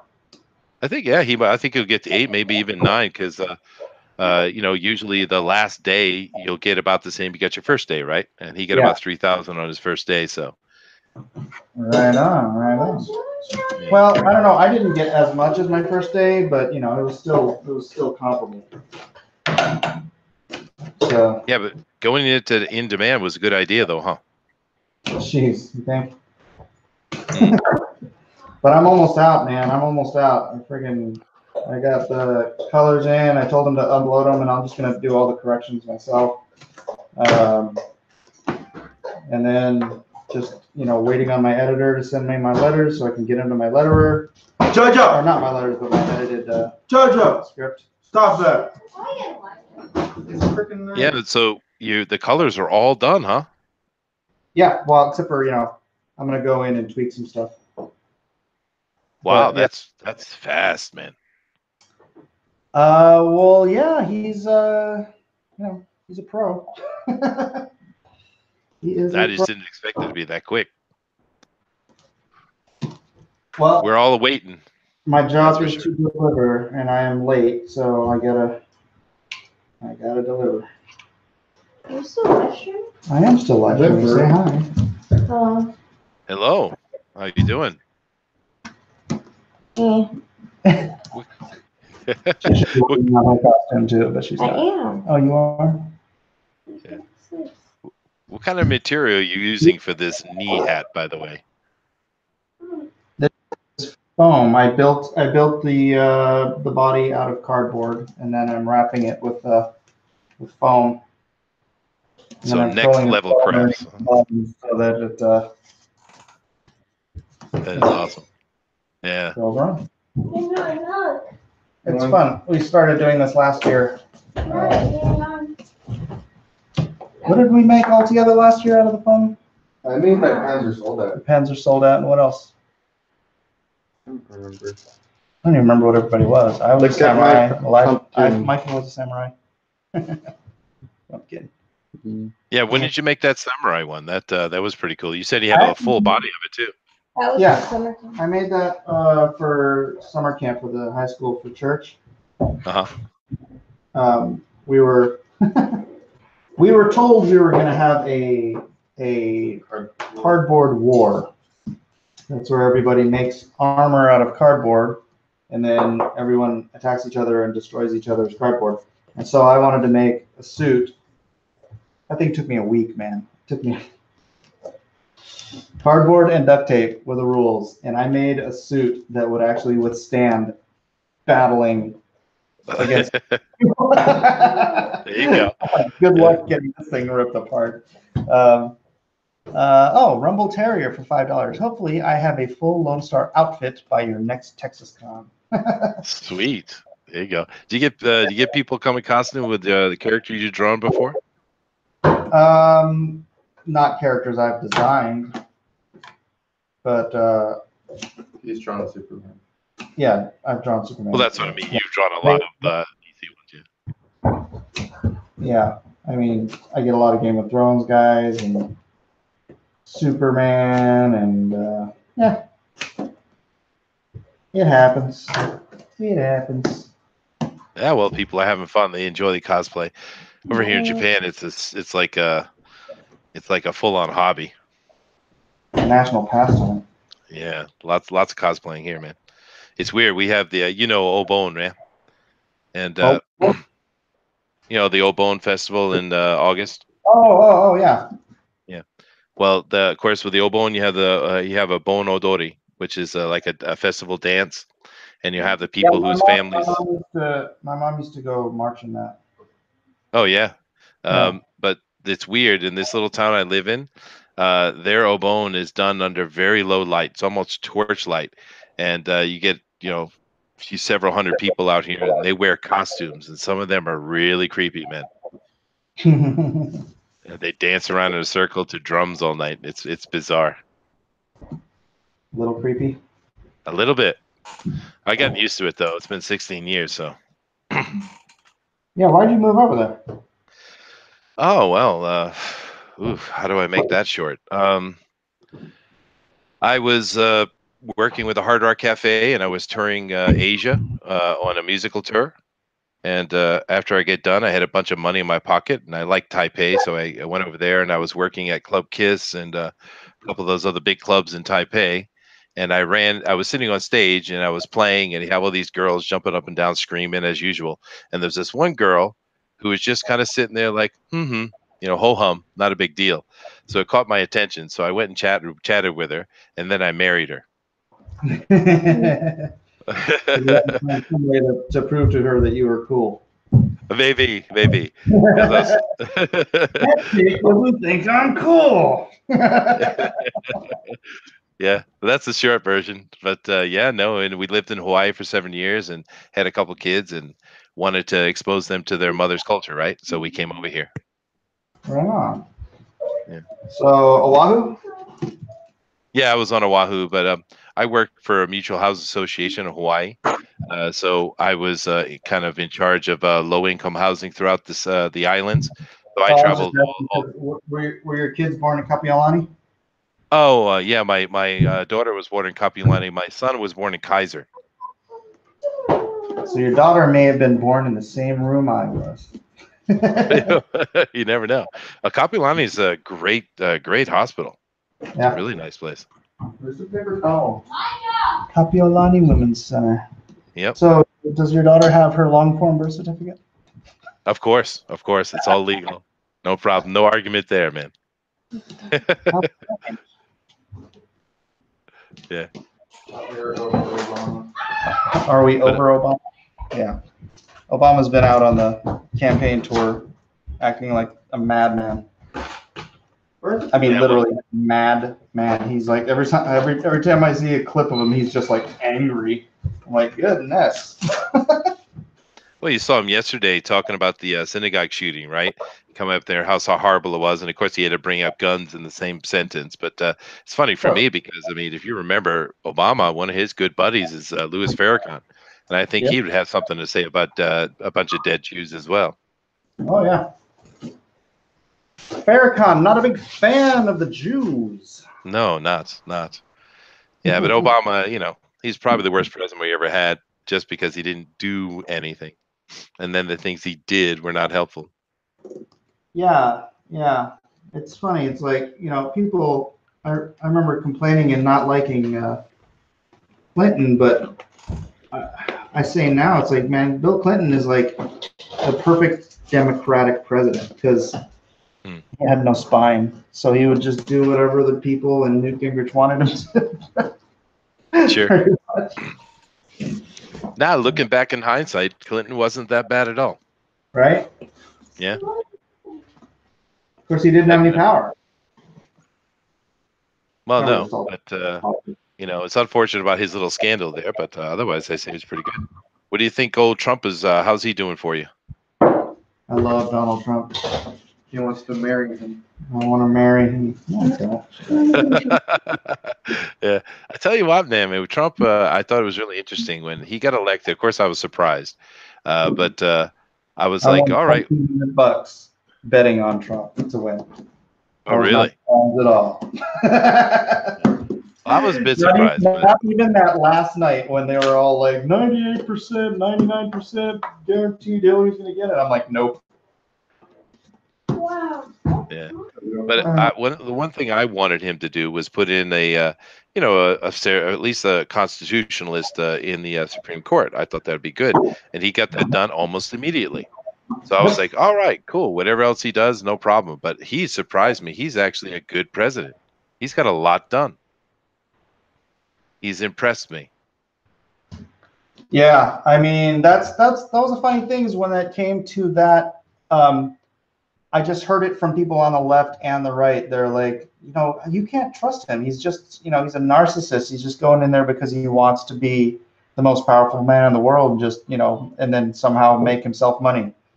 And I'm like, yeah, he's lost money doing this, by the way. Yeah, he is. Yeah. And I'm like, you know what? The reason I believe Trump is because he's a narcissist, and he thinks everyone else should agree with him. So he's not going to go out there and ties to try to convince people that he believes something he doesn't believe. Right? He's never been like that. He's always thought that he was right and that other people should listen to him. He's like an anti-politician. Yeah, in a way. Hey, did you know I actually met Trump once? No, tell me the story. Yeah. I was working in Manhattan as a musician. Just the standard stuff. Getting gigs, doing being the backup band type of thing. Have a pro come and sing in front of you, type of stuff. Just standard, musician work. And I was working at a club. I think it was the House of Blues or the Blues House or something like that. And we were doing a gig, and there was like, I don't know, 3 bands or something like that. It was a fun night, and we had no idea. But we were the middle set, I think. And after the last guys were done, we usually did like a little jam session where all the musicians would come up together and play together, And all of a sudden, literally out of the shadows, Donald Trump, because I lived in New York, so everyone knows Donald Trump. I mean, he's part of the landscape. And he just come walking up. He had been sitting there the whole time. We had no clue. He come walking up, and he just walked on stage. Didn't ask anybody. Just came right up on stage and said, "Oh, it was a really great night. I enjoyed it. It was a lot of fun. I'm going to invite all of you back to my penthouse, and we're going to continue this party." He took the entire house, all the musicians, all the people in there, and we all went back to his place. And he woke up his chef, and I actually got truffles for the first time in my life from Donald Trump. Nice. It was the weirdest thing in the world, dude. And we stayed up till like 4 or 5 in the morning too. Wow. When was that? How long ago was that? Oh, geez, I don't know, 86, 88, somewhere around there. He is a partying teetotaler. Yes, he was. But I mean, he literally took an entire live house back to his penthouse. The entire live house. It's probably just for one chick that he liked. Maybe. Make sure that one comes too. But I'll never forget it, though. That's a memory. Yeah. Oof. I know. Did you turn the AC on? Oh, fine. Oh, Mama's home. Maza's home. Well, this is what it's supposed to look like, but I think it's kind of cool. I look like You look like Juggernaut. Juggernaut. Cylinder. Juggernaut. Wait, why isn't it like? Oh, you I'm have cutting to out cut the, because I'm cutting up bits and pieces of this here kid here. So is this for you, or is it for one of your kids? It's for him. So Chester, what are your thoughts on this Richard Byer GoFundMe? Oh, the GoFundMe, the whole situation. Well, we've covered it in our comics news today quite extensively over the past couple of days, and what I would say is, I think the one we did yesterday, where because Denali, right? And yeah. no, Denali is our news gatherer. He's in charge of the news. We basically, at Fanspeak, have delegated out responsibility and duties to everyone in the core group, and he's in charge of the news. And but we were covering the Mark Wade GoFundMe thing, and just kind of getting a laugh out of it. But actually, Denali is actually a psychologist, and his job is involved with that. So we actually did a whole read and understanding of how to identify a narcissist. And it was shocking to me how perfectly accurate this scientific paper on how to identify a narcissist perfectly fits the SJW, and of course Mark Wade as well. Yeah. So my thing would say that Mark Waid is a narcissist, and Ethan running Richard's thing is just shows you how quickly they caught up to him. Just as it's more like a political response, I would say. He's a narcissist in a bad sense. Yeah. In the sense that he's deluded. Well, you know, I thought that was pretty interesting. But I mean, what do you expect? You know, this story is going to keep developing, and it's going to be coming as far as, especially when the court case comes more full into focus. You know what I'm kind of wondering? A couple of the guys had said that you know, this $75,000 is equal to the amount that Richard is asking for. And they were contemplating whether this is just Mark Waid getting money up to just pay him off and not have to go to court. Yeah, pretty sure. That's the way it smells to me. Man, I might just cut this edge off instead. What do you think about it? I think it's remarkable that the community is turning around $60,000 in like a day. Yeah. I mean, this is such an amazing community. It just kind of blows me away. Oh, it is, man. No, I'm having a ton of fun, and I'm just having fun from the fan point of view. You must be loving it too. Oh yeah, man. I mean, this is a dream. This is a dream come true. I didn't put these on. Mike already got his cup of noodles costume. Oh yeah, Mike has a cup of noodles costume. Why do you need anything fancier than that? Well, I thought it was every. Whoa, You know, I would say on behalf of all the fans, though, I do lament the loss of the dancing bear. Well, you can blame my daughter for that. That was cute. She's right here. You can tell her. That's terrible that she de-stuffed the dancing bear. What? So sad. So sad. Lamenting the loss of the dancing bear. Yeah, that's not happening. Poor dancing bear. All right, I've only watched it for dancing bear. I know, right? How's it so far? You have It's 86 very people short, watching like, you. don't have time to sew.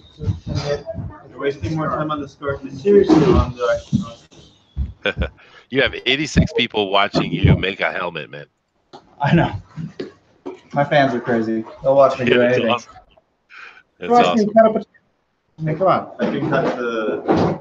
I told my wife that, or I showed her that video of me cutting up the chicken. She's like, "Why on earth are they watching you?" Like, I don't know. It's fun, man. Hey, Jiminy's over there handling the moderating duties. Thank you very much, sir. I'm not even paying attention. What dancing bear? Aqualad says. You have to go back in time to see the dancing bear. Yep. It is indeed a classic. We love it. Love it. Love it. So is anybody else on right now? I'm obviously not paying attention to anything. I don't know. Let me check, man. Like I said, I was just on with Gary when I came over here. No, Ethan is on. Comics Tropes is on. Manny at Good Dog Press is on. Yeah, a lot of people are on. Oh, right on. A lot of people are on, and 82 of them are watching me stick my hand in an empty helmet. Yep. Take me home. A lot of people will like watch my stream and listen to Ethan's. I wonder if anybody's doing that right now. That's interesting. I usually try to focus a little bit more, but yeah, I guess you could. Well, I mean, I understand because Ethan's is usually just a bunch of icons of other people's heads. Yeah. Most of the people on Ethan's channel don't use cameras. Except for, it's usually just like me and Doug. And Doug today. Well, Art, actually, lately, Art's only been using his icon on Ethan's channel too. Well, it does kind of help with the bandwidth issues if it's all icons, I suppose. from the broadcasting end, right? But not from the download end. would it? No, but like what I usually do is I run through Streamlabs, right? Doing live through Streamlabs, I can put intros and outros and lower thirds and all those kind of cool little things. And but to do that, I have to pipe the Hangouts through me, so everybody's coming through me. You know.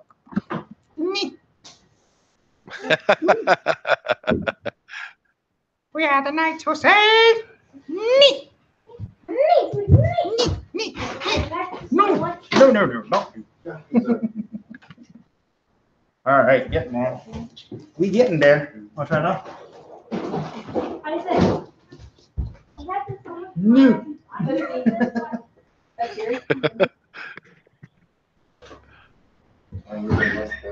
You need the mustache. You need to make a mustache. Okay, come on, I'm working on it here.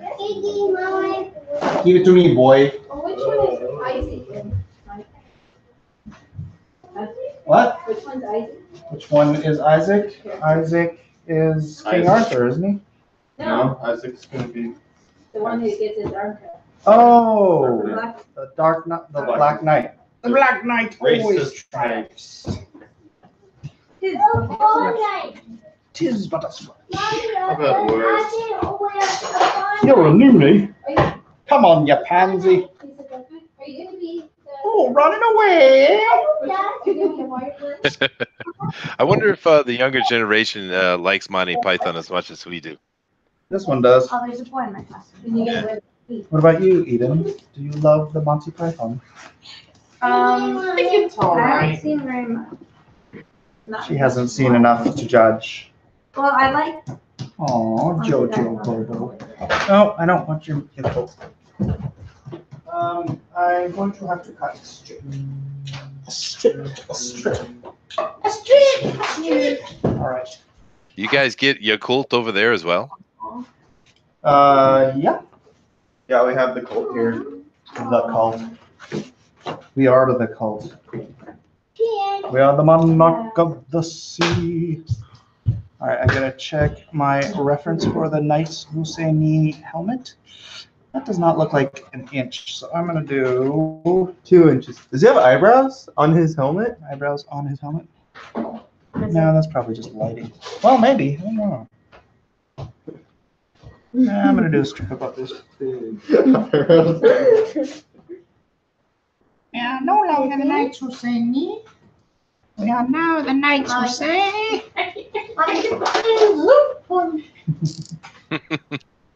My kids are nerds. Hey, that's a good thing, man. Nerds. So isn't it funny how Revenge of the Nerds turned out to be good? You did it. You have to repeat that. I didn't hear that. Yeah, because I said, isn't it funny how Revenge of the Nerds turned out to be prophetic? Yeah. We were talking about that just today, actually. Oh, really? Yeah, because you know, it's no matter where we go, we're just a bunch of nerds, but every time we go, there's always someone trying to pick on us or give us a hard time. Now they call themselves SJWs. Ah. All right. And they try to assimilate nerd culture, too. Yeah. There. What did Fake Geek Girls? Yeah, that's what our boy Zach used to call them. Yep. That's true, right? I mean, it is what it is. It is truth. Yeah. Sad, but Can I do this part? do what part? Oh, could it have been a possum? What do you mean, do it? Or what those You're big only gonna, it's raccoons. only going to be draped around your shoulders because I'm going to use the rest to make JoJo into a werewolf. JoJo wants to be a Well, werewolf. moles aren't that. What? Mine. No, it's mine. No, mine. No, Are you actually watching this, Chester? I am watching this and I'm enjoying the chaos, and I feel no sympathy for you at all. Mine. go away. Mine, Daddy, mine. Go get your own hair. I do the same thing, but in my classes, right? But I'll have like 30 kids, Mine. so Hmm. I understand completely. No, Max. No. Can I see the picture? No. The Oh picture? my gosh. Mommy, can you grab him? Grab him. Grab him. Grab him. So silly. Hey, don't push on me.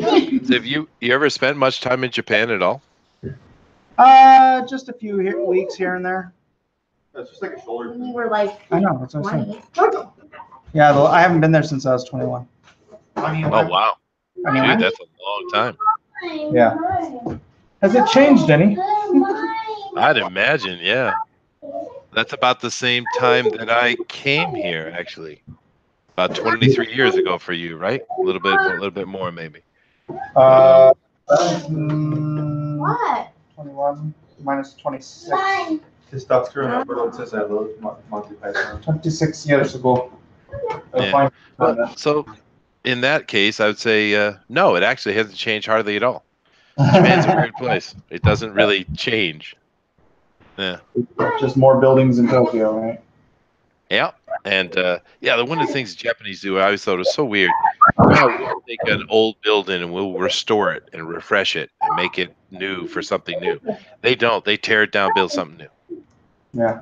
Yeah, it's a weird thinking, but Well, even that's with because that, all of their ancient buildings, aside from the temples, were made out of flipping rice paper and sticks. yeah, maybe.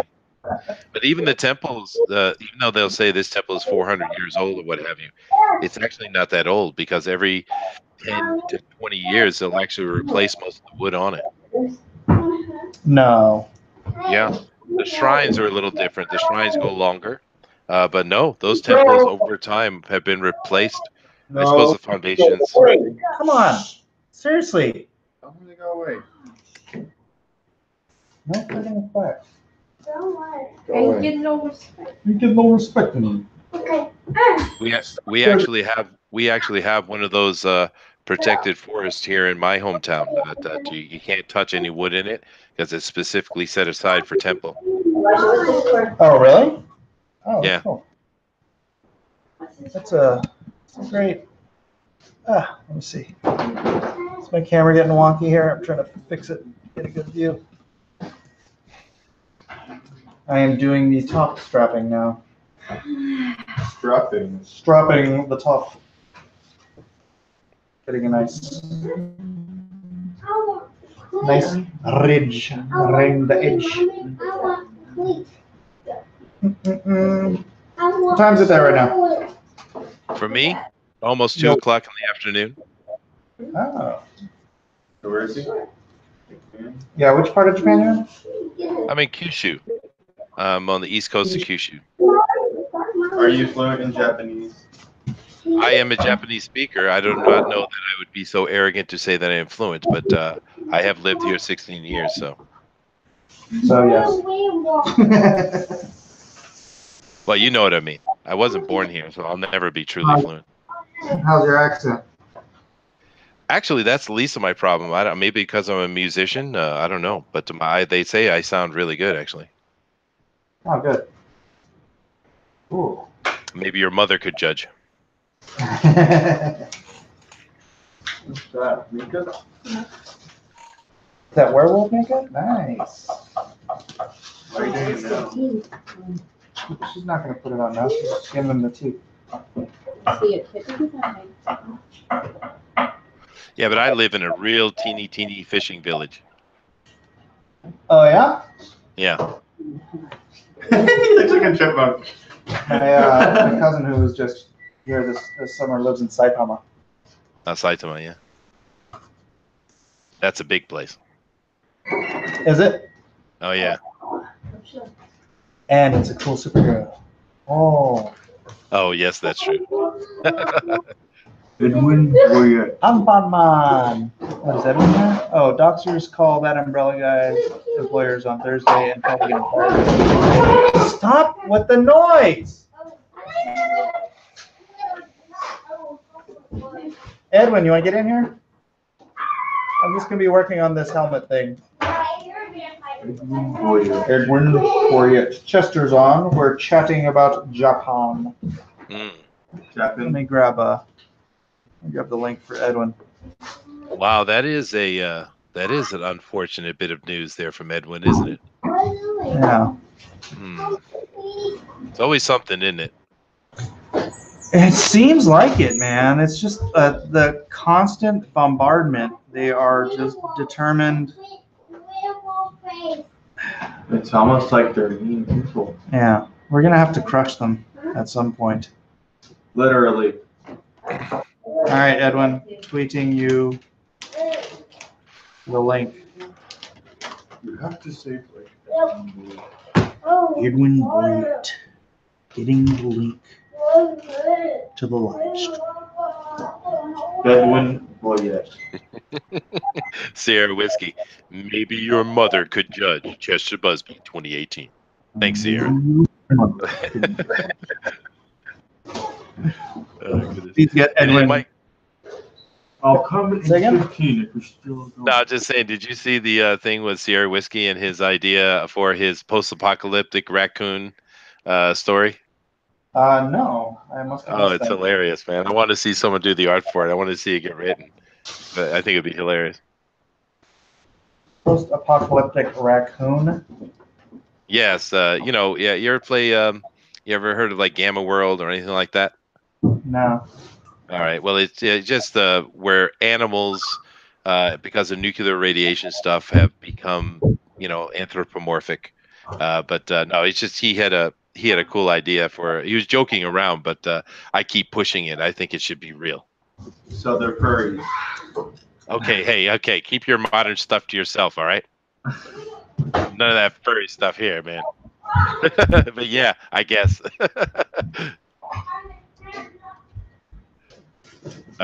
Just a joke, you know, in her meme. Sierra's great, man.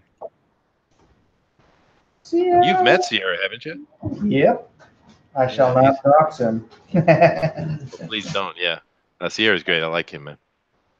There's a lot of cool people in this community, you know. Yeah, I know. It's a really great community. I'm glad to be part of it. Yeah, me too. I'm glad Ethan. Were you there the night Ethan hit 400,000? Yeah, no, I was there. I saw you come in, and he introduced us to you, actually. Yeah, he's like, Mike, you gotta be commenting. You gotta join. I'm like, okay. I didn't even know what it was. I feel like joining White Nationals. Yeah. Pour that on my. You know, another thing was cool. Like, for instance, I came in here, and when Lord Asherman put that $150 super chat, and you chose a wrench and you threw one at me. Yep. Jiminy helped me teach me how to do it, right? And Oh, yeah. so I've been chatting with him. I call him Senpai, right? And so become good friends with Jiminy. And then he said, "Hey, dude, you're doing that fan edition. Why don't, can I get in?" I was like, "You draw?" And then boom, boy, he draw. He's great, man. Yeah, he's been with me since day one. Since day one, he was my lonely voice in the chat. Because we've been chatting on Facebook for years, and he came over. I'd post on Facebook that I was going to be doing YouTube stuff, and he just jump right in there, and it was just me, and he'd be asking questions, and I'd be answering. And it was so lonely, but he kept me from being too lonely. So. Oh, that's cool, man. But it's neat. I mean, and I've met so many artists and writers and colorists. There's just so much talent over here, man. Yeah, and there's more coming. I can't say who, and I can't say when, but that's the great thing about going to cons is I can talk to some people about things. Sure. Not that I recruit. I intentionally do not recruit into Comicsgate. Oh, there you go. Don't break it. But it is. This will grow. It is. It is growing every day, and it could. Let me guess. Is it Jim Lee? Dude, how did you guess? Oh, goodness gracious! See, like Jim, you got to bail on DC. Got to cancel all your contracts. Yeah, Jim's in such a sweet spot. Yeah, but he's earned it though. I think that's a spot he's probably more comfortable in. because I don't know. Well, I've never seen anything political out of him anyway. I No, watch no, his. it's not about politics. It's just about him as a creator. I think Jim's more artist and businessman than creator. Yeah. Whereas to me, it's like that's my drive. I want to create stuff and whatnot. And Jim's always been a pretty wise and shrewd businessman. So, although he hated it when I called him that.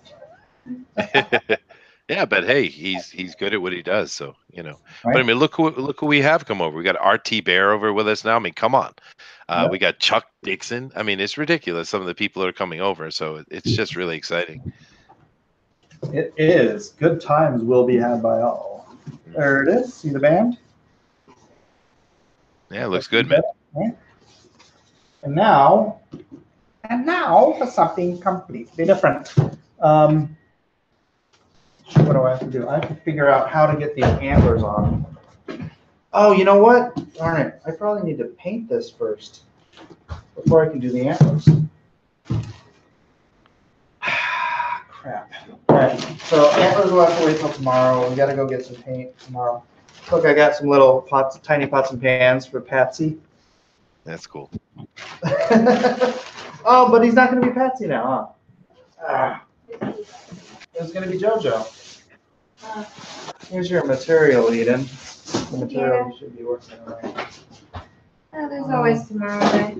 It's always tomorrow night. You mean when you're at acting class? Is that tomorrow night? Ah, here we go. Ugh. So I get these little pearl half crescent, well, whatever. They're little stickers. And when you stick these on the foam and then you spray paint all of it the same color, they look like little rivets on the metal. So, looks quite nicely.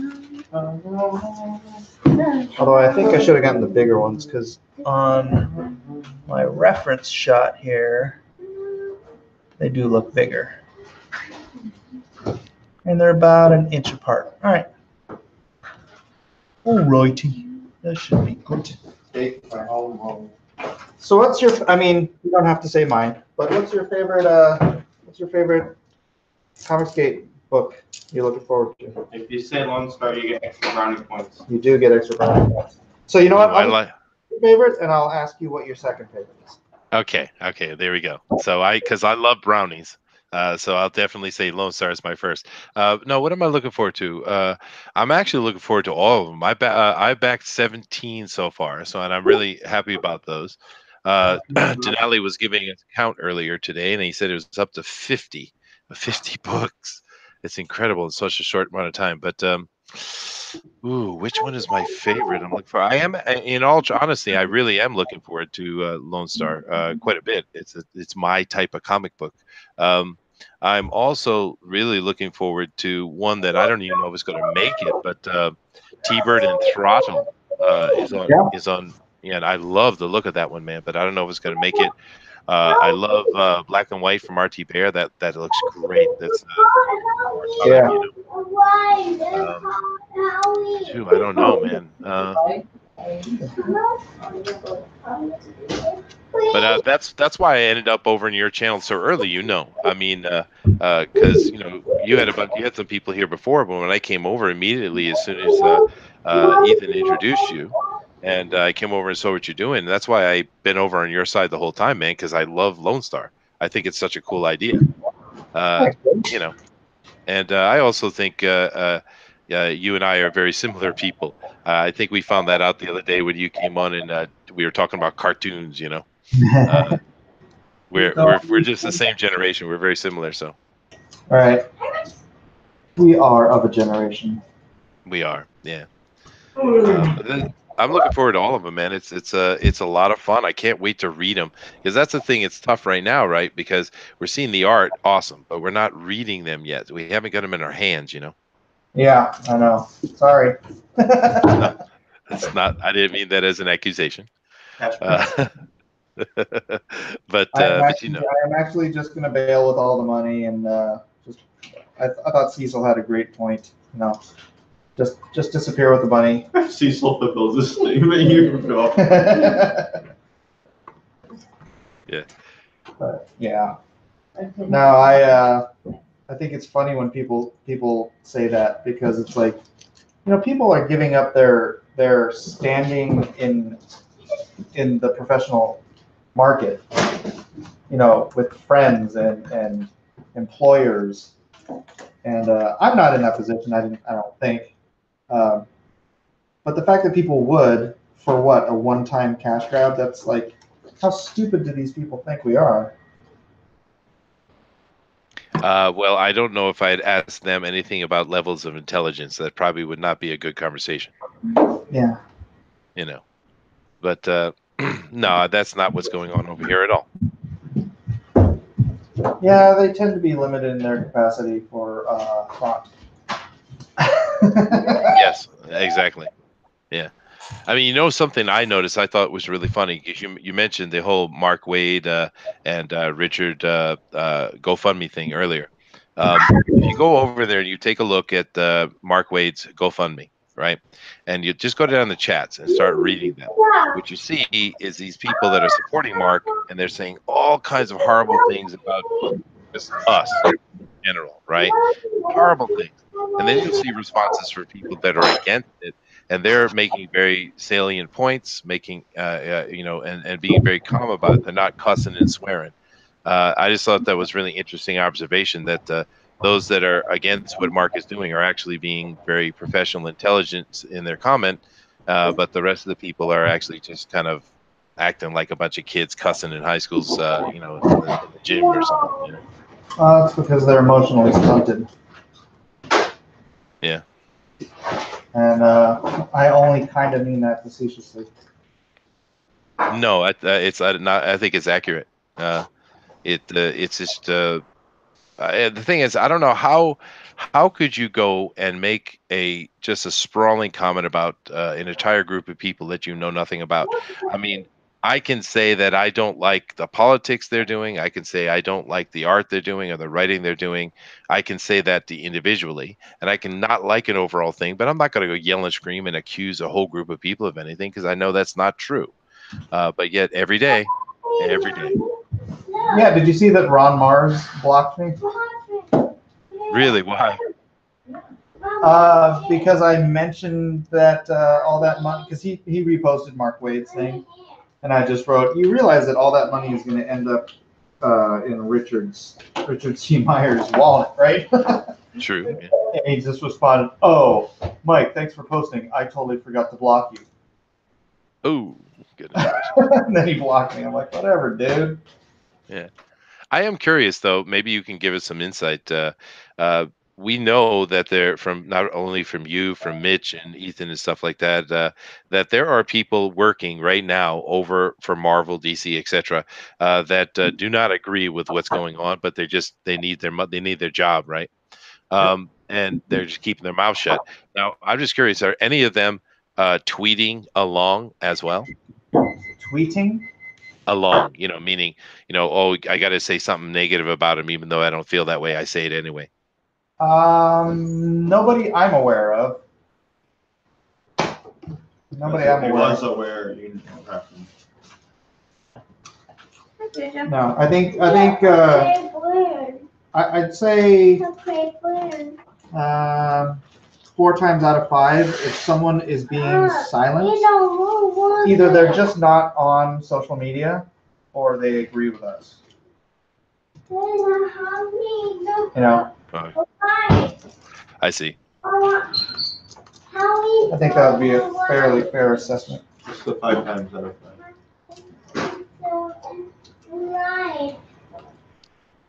But it just amazes me their stamina for every day throwing out shade at everyone. It's ridiculous, isn't it? Yeah, it is. It's easy to say rude things. It is easy to say rude things. It's true. It's easy to go along, get along, and then all you need is somebody who's willing to waste their freaking life digging up crap to complain about, like Ren. And Mark Wade, unfortunately. Like, dude, don't you have comic books to write? Yeah, that's true, right? Yeah. They do spend way too much. We've actually kind of joked about Gail Simone quite a bit over on our channel. And I mean, it's just, you're supposed to be writing books. You have responsibilities, but it seems she spends all day on Twitter. I mean, literally. It's like, don't you have a job to do? It's the most generic name, too. It's like Gail someone. Okay.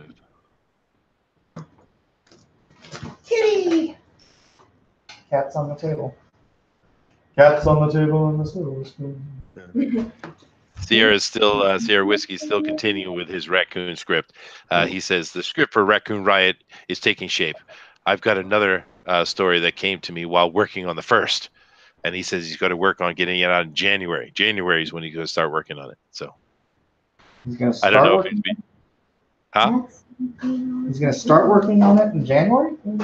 He's getting the script prepared so we can have an artist start working in January. Yeah. Ah. Now I don't know if he's being serious or he's just pulling our leg. But I thought it was funny actually, so he should probably do it. I think it'd be funny. Why not, man?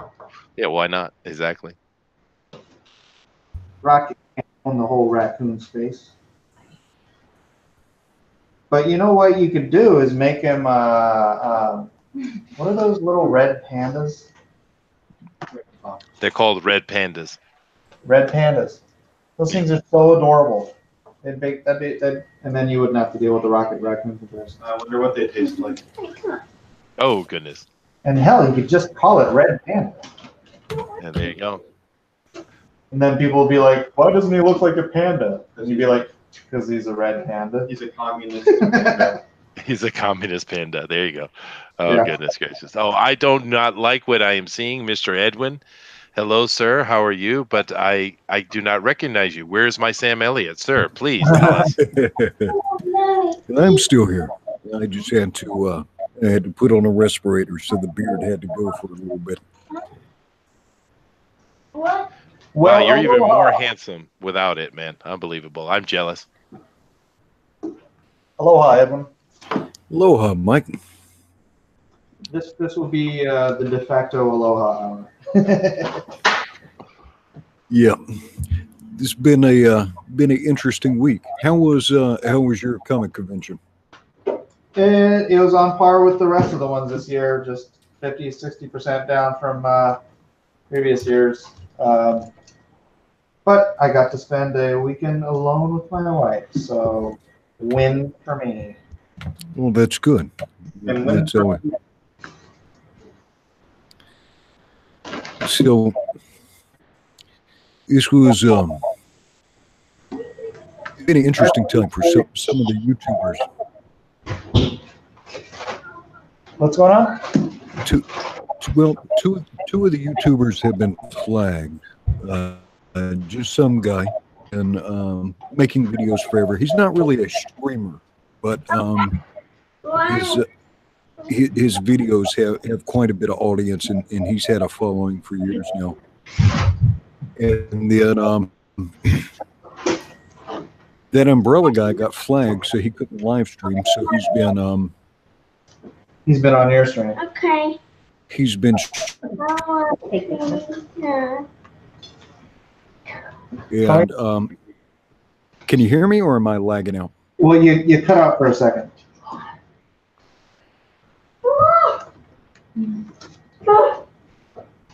Edwin? Yeah. It sounded like you said just a second. I said you cut out for a second. Oh, okay. Let me check with the chat, make sure I'm not. Am I sounding okay, chat, or am I sounding like a robot? Neat, Edwin. Neat. That's awesome. I'm lagging a little bit. Well, let me close out some extra stuff. I was doing research earlier. Been doing a lot of research about socialism and communism and how it's affecting some of the current discussion current politics. But what I was going to say is on Thursday, doxers called that umbrella guy's work and tried to get him fired. Seriously. Wow. Two different people. Yeah, and I'm trying to bridle my tongue because I'm a little bit upset between his videos getting flagged and this stuff. I'm going to be frank. I'm kind of underwhelmed with the response of fellow YouTubers in the community. I know if some other people were flagged and unable to live stream, it would be all over Twitter all day, every day, and people would be making videos about it. But yeah, on Thursday, two different people, you know, probably connected in some way, one male and one female, called his workplace and tried to get him fired. He had a meeting this morning. He had a meeting this morning, and he's not fired, but it's still disconcerting. Yeah, that's ridiculous, man. Oh my because God.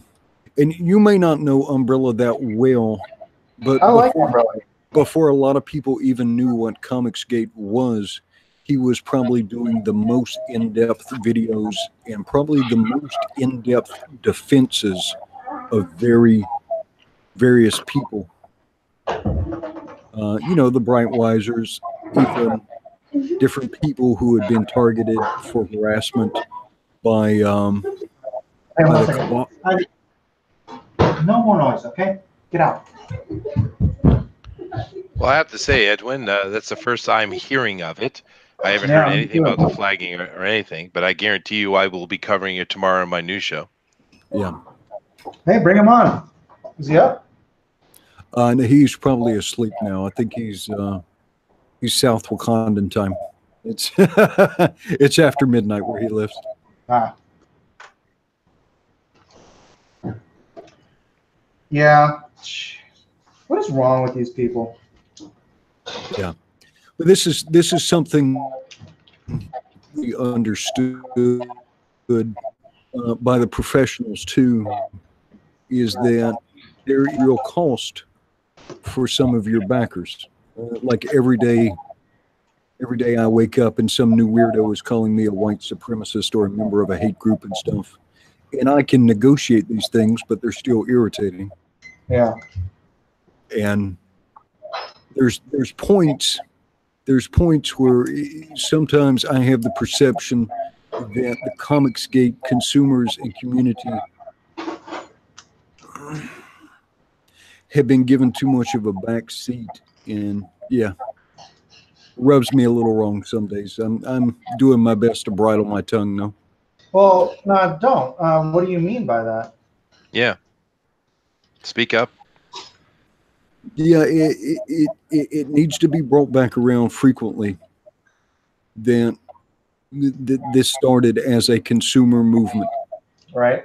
and now they need something to consume. They need something good. They need something to back and support, because it's become patently obvious that corporate comics will not be redeemed. That it's completely converged. But there is a bit of a taking for granted of a lot of the people who laid the foundations for Comicsgate, and a lot of people who are getting together and talking, and a lot of people who've got, you know, hundreds and thousands. I think while I was listening to dinner, I heard that Chester had backed, I think 18 books. Was it 17 or 18? 17 books. Yeah. Yeah. So that means that he probably has somewhere out in the neighborhood of $850 to $1,200. Yep. Yep. I'd say it's closer to 2,000, but okay. We'll leave it at that number for my wife. So when she's around, we say that. Yeah. No, I mean, what? Yeah. Yeah. Yeah, I'm not the only one. A lot of people in the community doing that. Yeah. Yeah. So that just needs to.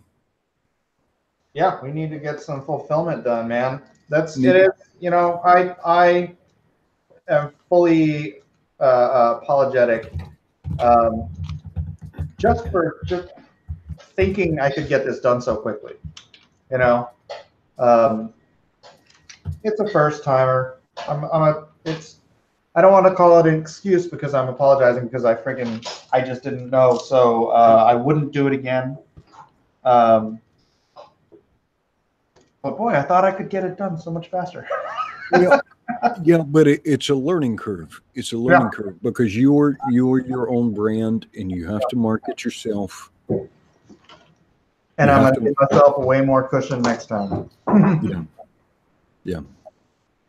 Yeah, but from the consumer point of view, I think we're very patient about it. To be honest with you, I didn't even realize you were late.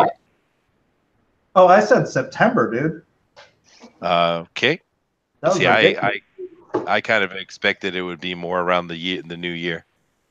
Oh no, you'll have it by the end of November. Sweet. Well, That's yeah, I'm not gonna make any promises, but unless something terribly wrong, most people. Well, you're in Japan. Maybe it's beginning of December, but most people will get theirs around end of November. So yeah. Well, I'm coming over. Gotta letter it and get it to printer, so and then ship it out. And so, and again, I'm not trying to throw shade on anybody. No. When Peter Samedi was assailed, I know me and Tug jumped right in. When Renfrew tried to target you, jump right out there, no hesitation. When they tried to target the boys at the Belton City Comic-Con, the DNC and everybody went to jump right out there. And so there's a point, and again, without identifying anybody, without throwing any shade, I just need to be explicit with this. And there must be reciprocity, particularly for people like Tug, who have done so much work, defending so many pros, helping support so much of this community. If there's not reciprocity, then there is a misalignment of values, a fundamental misalignment of values, and there is a fundamental taking of granted for people in the community that is probably intolerable to me. Well, how come I'm just hearing about it right now, though? Why is this the first I've heard of it? I don't know. Well, I know why it's the first I've heard of it. I haven't been on all day. Yeah. Maybe that's part of the problem, Edwin. It's not being spread around, I guess. Yep.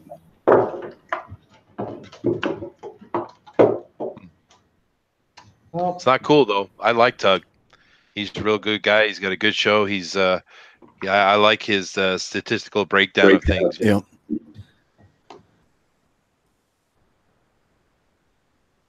Yep. Okay, week, and it's been shared around to other people, so you can think that through and inform your own inclusions. Yeah. Oh man. Yeah. Well, someday we'll win. You know, it would be really nice if we had some kind of hub or center where all the news could be located, and everybody who had new news would drop it off and put it down so you could find it.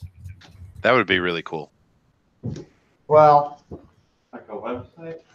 yeah. Like, like a website or say a Facebook group. Yeah, but I don't think people are going to go every day. I mean, people aren't going to, I mean, certain people will, but not everybody's going to go to the same groups every day and look up for what's, I mean, I don't check out a lot of stuff. I'm just so busy with my own Yeah. Well, I was being a little bit coy, Mike. That is exactly what our Facebook group is trying to do. You have to make an app and then get hired someone to make an app. Yeah, I mean, it would be nice if we had one center. That is what we're trying to create with Fanspeak. We're trying to create a hub for the community and a place where we could gather news. That's the whole point of what we're doing. You know, we're not creators, we're fans. And it would be nice if we could, because we go and gather a ton of news ourselves. But it would be nice if, like Edwin was saying, the people in the community would give us news as well. If there's something we don't know about, let us know.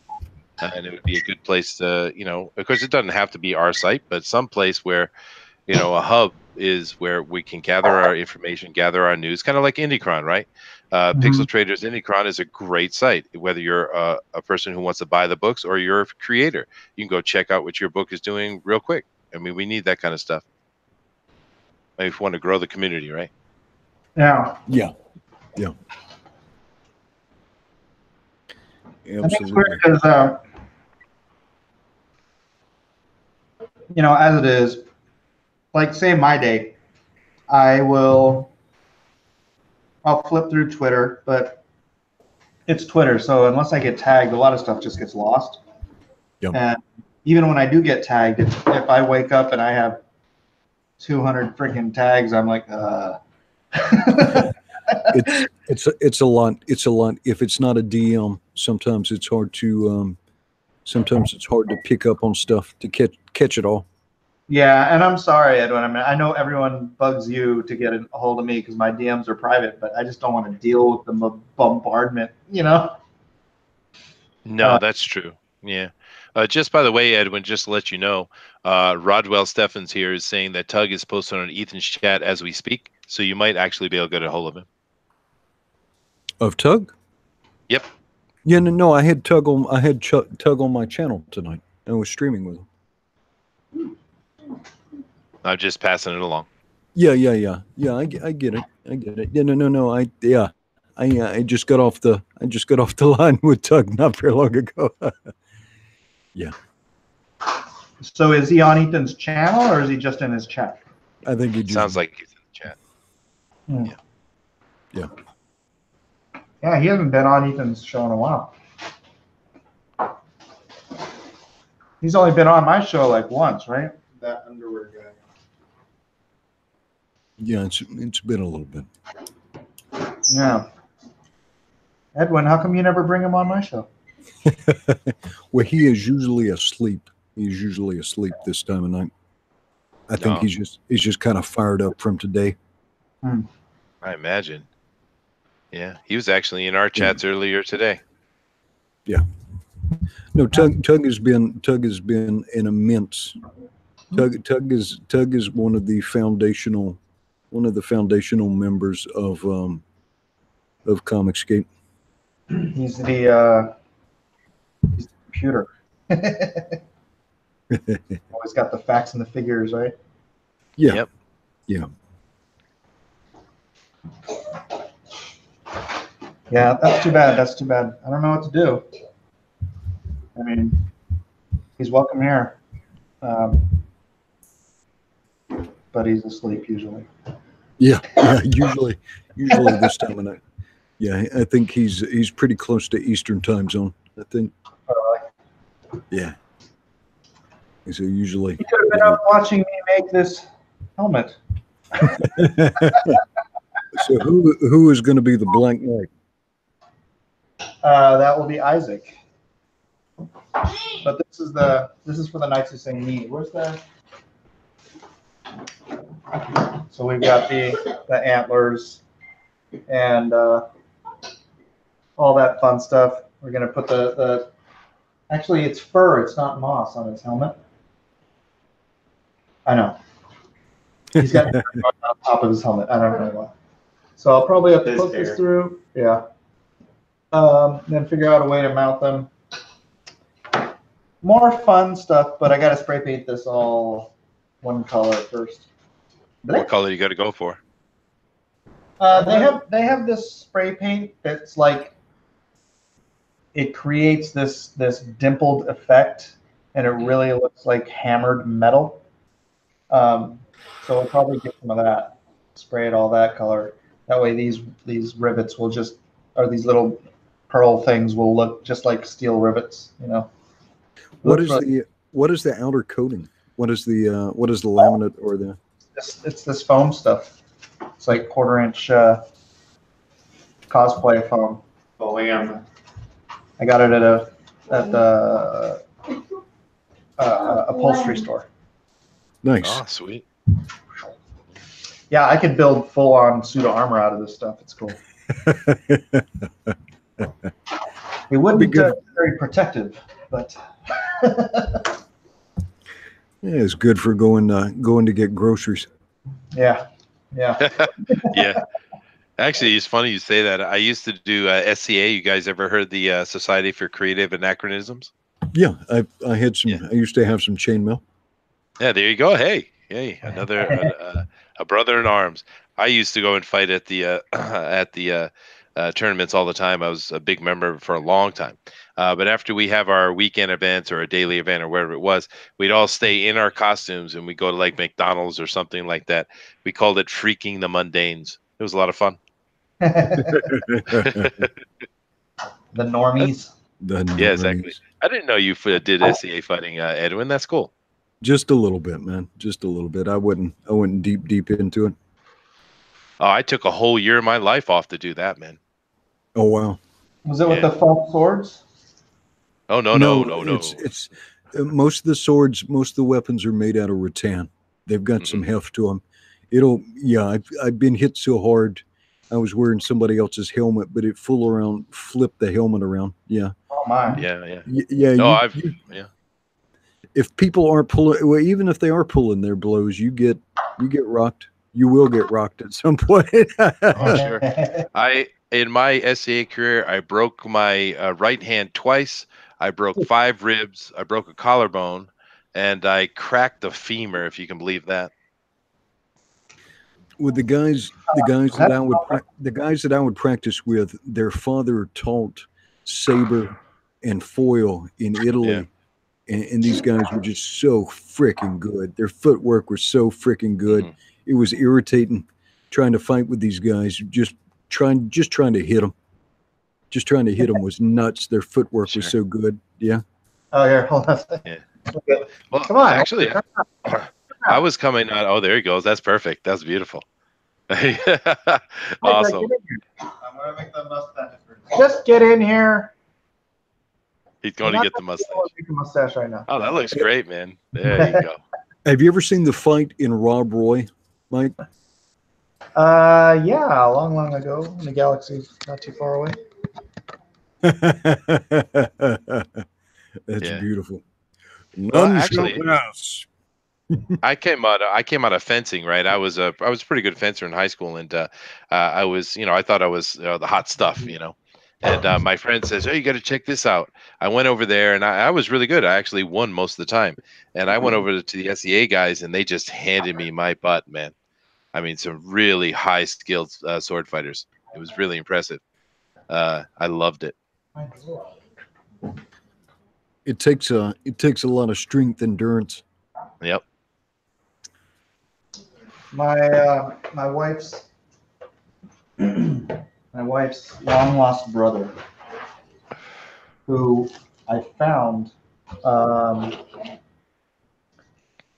9 months after he had passed away, would do like LARPing, and he had this whole business where he made these cool foam weapons and sold them at Comic-Cons and stuff. But yeah, missed him by 9 months. Got to meet his daughter though. She came and lived with us for a little while. Joe, can you give me the Phillips, the small Phillips screwdriver? Did you do any live steel or any pit fighting, Edwin?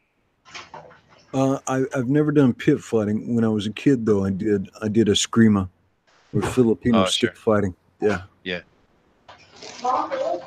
Yeah, it's a lot of fun. Yeah. Yeah, you could call it that. Oh, I love it, dude. It's like football with weapons. It's awesome. Did some bear stick stuff with the Eskrima though. I don't know if that. I don't know if I call that fun. Getting wrecked. Hey, it was useful. It was useful. was. You know, getting beaten up teaches you some lessons about yourself. It's true. And those deep, deep purple bruises certainly remind you not to do that again. There's a reason. There's a reason I have a crooked nose. Yeah. That's cool. Small world, man. That's a small world. That's really cool. Oh, what was I going to say? So everybody who's donating to for Richard Myers legal defense. I was looking on the other side. I was looking at Mark Wade's fund and Chip Zdarsky, a writer for Marvel, who Richard C. Meyer has probably sold thousands, if not tens of thousands of books for, with his praise for his Marvel 2-in-1s and some of his Spider-Man work. Chip Zdarsky just chipped in, I forget if it was $250 or $300, somewhere in that vicinity for Mark Wade's fund. And so all of that fairness, enthusiasm, and praise that Richard C. Meyer showed to Chip Zdarsky mattered for naught. It was all discarded. Now, whether that was discarded because Chip Zdarsky feels like, as Mark Wade calls all of Comicsgate in his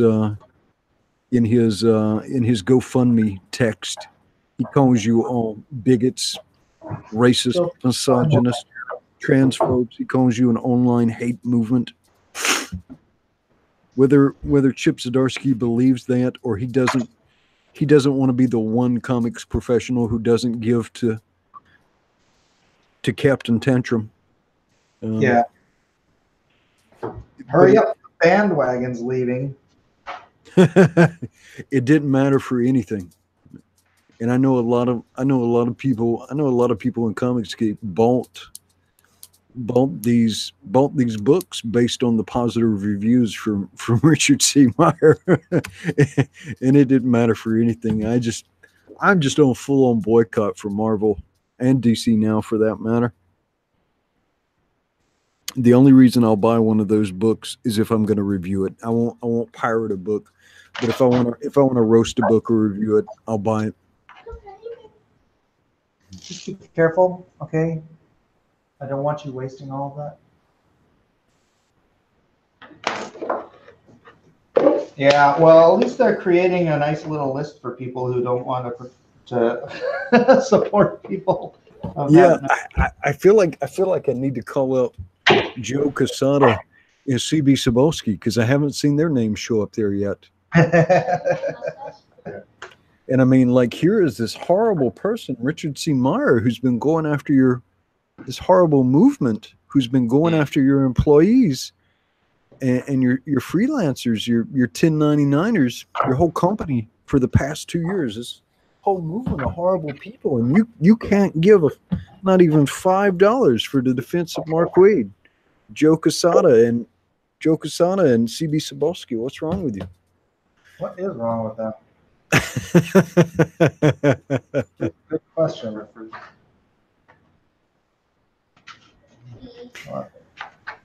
So this should be the crown for King Arthur. That looks good. Where is Excalibur? No, this would be King Arthur from Monty Python. Oh yeah, Monty Python kids. I mean, true. So. What are y'all actually doing? What are y'all actually doing for the pagan holiday that you're celebrating? We're gonna go. Sacrifice. We're gonna go around begging people for food. There you go. And I'm assuming, Mike, that you're going to be the dirty, filthy peasant, right? That's your costume. Bring out your dead. Yes. Actually, Mike should go as a shrubbery. Yeah. You're not my king. I didn't vote for you. You don't vote for a king. How do you become king then? Lady of the lake, her arm clad in the purest shimmering samite, held aloft Excalibur, signifying by divine providence that I, Arthur, should be king. Let me see your great tracts of land, Mike. Yes. She's rich, she's beautiful, she's got huge tracts of land.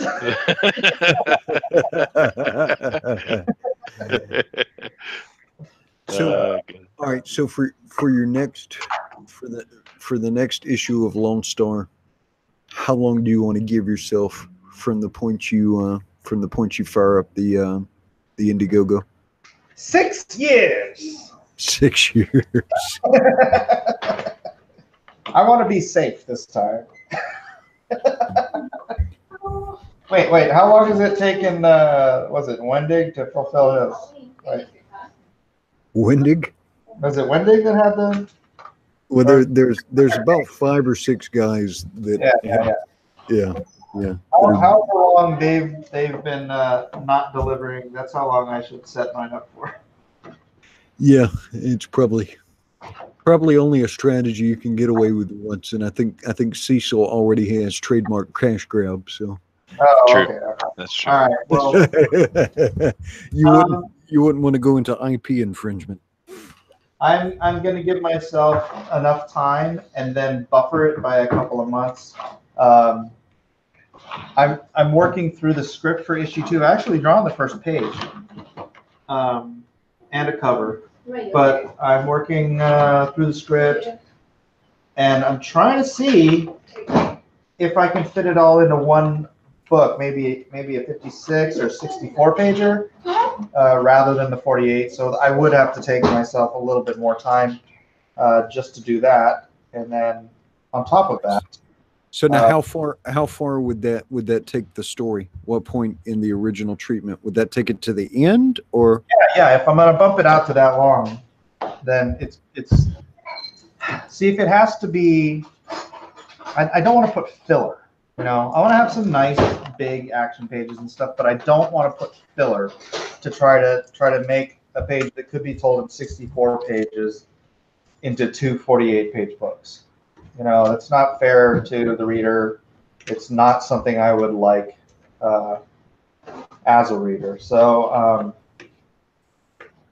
yeah, I'm gonna see. I'm gonna write the whole script out before. The only reason I drew the first page was because I knew what I wanted to do for the first page, and I was sitting at the con not selling anything. So I didn't want to waste time. But yeah, I'm gonna finish writing it all out. And if it can be done in under, 70 pages, then yeah, I'm gonna just do it in one book. Otherwise, it'll have to be 2 more books. If you can do one, I think it would be good, just so people could enjoy that big bite, and then get to that next stage. Because then you've got your pickup point for your next book right there. I mean, right. All right, and so everybody who's waiting on Lone Star. I've read the script now 4 or 5 times. The original treatment. I'm sure some dialogue has changed here, but you've not changed any major story points, right? No, I've massaged it a little bit, but no, the major story points are aligned still. Yeah, it is fun. It is fun. Even though I've read it, even though I read it multiple times, I'm still looking forward very much to having a paper copy of it in my hands and being able to sit down in my chair and page through it, right, and match up, what I've read already with what gets delivered in the final product. I think unless you're just like anti-fun or you've got terminal soy boyitis, I think you're going to be very pleased. Anti-fun. I think we know these guys. Edwin. Yes. I'm jealous. Well, but don't be jealous. Don't be jealous because you've got a complete surprise waiting on you, right? That's You've true. got a That complete, is true. right? In Japan, and I'll be the last person on the planet to get it, of course. Well, it'll be funny. It'll be funny. I may actually get it after you. Sometimes Hawaii is kind of funkadelic. We'll see. We'll see. That'll be funny if you get it Okay. before me. We can lay bets on it. We'll lay bets. The problem is going to be for me is all my guys are going to get it and they're going to want to review it, and I'm not going to have it in my hands yet. So, oh well. We'll do what we can, Chester. Don't worry about it. Don't sweat it, man. I gotta sweat it. It's my job. That's true. But yeah, it's you're gonna enjoy it. You're gonna enjoy it very much. I think the books that I am two most the two biggest books that I'm excited about are that, and of course Red Rooster. Red Rooster is a little bit further down the event horizon, though. Yeah. Yeah. Yeah, I don't know if Mitch has started actually drawing or if he's still doing all the breakdowns or all the layouts. I think he's still doing his layouts. I think he's getting close to doing final pages, and I think he's at this point. And I had to bully him for months. I was like, just to get him going on it. And I don't think I'm the sole contributor to it, but I think Mitch is definitely one of these people who can fall susceptible to perfect being the enemy of the good. Yeah. Yeah. No, I actually with Red Rooster it's kind of interesting because I watched a bunch of his streams and watched him doing his art, and he has a very artistic style, artsy style, maybe I could say, and it looks great. But I can't envision what the book's going to look like because he's going to do his inks, and then his wife is going to color it. So I have no clue what the book's actually going to look like in the end. You know, it's going to look good. I think it will. Yeah. I think some of it here and there will still probably have that painterly style, and then it'll have Betty's color treatments over that, and probably some additional rendering. I'm sure it's going to be amazing though, and the story for that is so good too. Awesome. That's what I want to hear. Ah, shoot, that's right. Pellegrini was there. Freaking Tim Lin was there too. I didn't get to meet either of those guys. Yeah, they were both at Alamo City. Yeah, Pellegrini is next time you do a new story, if he's not called up doing something, Pellegrini is a great script polisher too. By the way, Mike. Yeah, if he's not, you know what I mean. If he's not already booked up, he's a great script polisher. Good to know. Good to know. Yeah, I haven't read any of his stuff yet. And there's a trait. There's a trait of a lot of the professionals. If you talk to the professionals in person or in private, right? Almost all of the professionals I've talked to are incredibly receptive of useful criticism or useful questions. Right? People are a little bit different. If it's on somebody's stream and somebody's saying, "Oh, you should do this," and it's like, yeah, it's kind of a different environment, right? Right. But talking to somebody away from the performative lens, and where egos are suspended, almost all the professionals seem to have a common trait of being willing to listen to input. They may not ultimately use it, but almost all of them seem to be very open to it as long as it's constructive and not just talk like we do on Drawn and Quartered. That's true, right? I love that Drawn and Quartered though. That's a great show. Yeah, it is. Drawn and Quarter is absolutely probably one of the very best things in Comicsgate. One of the very best shows in Comicsgate. Yeah, and I have to say something else as well that Pixel wanted to do. Came and talked to me and he said he wanted to do the fan edition, and getting involved, getting artists together and stuff like that. I thought, oh, that's really cool. But then when you guys are on your side, taking our winner and putting them on the show with the pro, that is just awesome. And I have to thank you, Mike, for doing that, because these guys are pretty good artists, as you can see. And for them to be able to have an opportunity, you know, have an actual prize of being able to sit up there with, you know, like Art Bear and yourself, and now with Ethan, you know, just these amazing artists. That is very cool thing. And so thank you very much for doing that, man. Well, thank Edwin for that. He's the one that pushed that on me. Okay, well, sorry. All of that I just said is for you. No, it's all good. There are so many massively creative and good-hearted people in the community, and it's amazing to see people. I know sometimes people get tripped up on that word community. Look, there's a financial aspect to Comicsgate. There is a community aspect to Comicsgate. Don't be autistic about this stuff. I grew up in small towns. I understand a community when I witness one.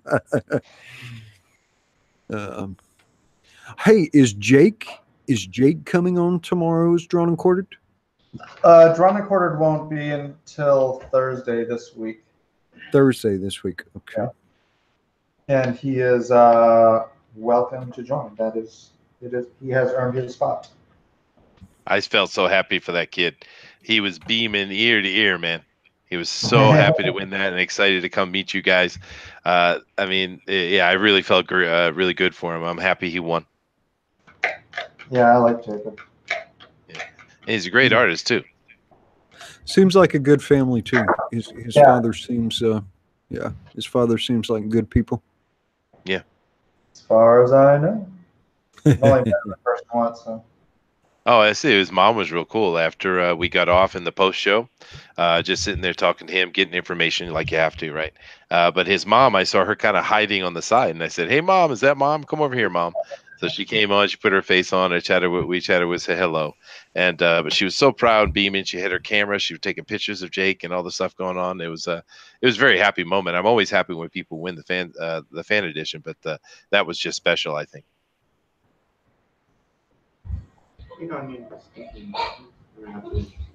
Ben West says, "Babyface Edwin." Yeah, I guess when I shave, that's that's what happens. That's the situation. Here, Isaac, come here. Are you Arthur? No, you're the black man. But, who had the idea to do the black and white filter for you, Edwin?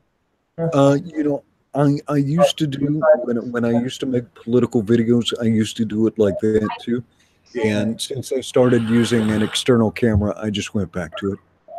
Yeah, it works really well, man. Yeah, I like the way it looks. It's perfect for you. It suits you.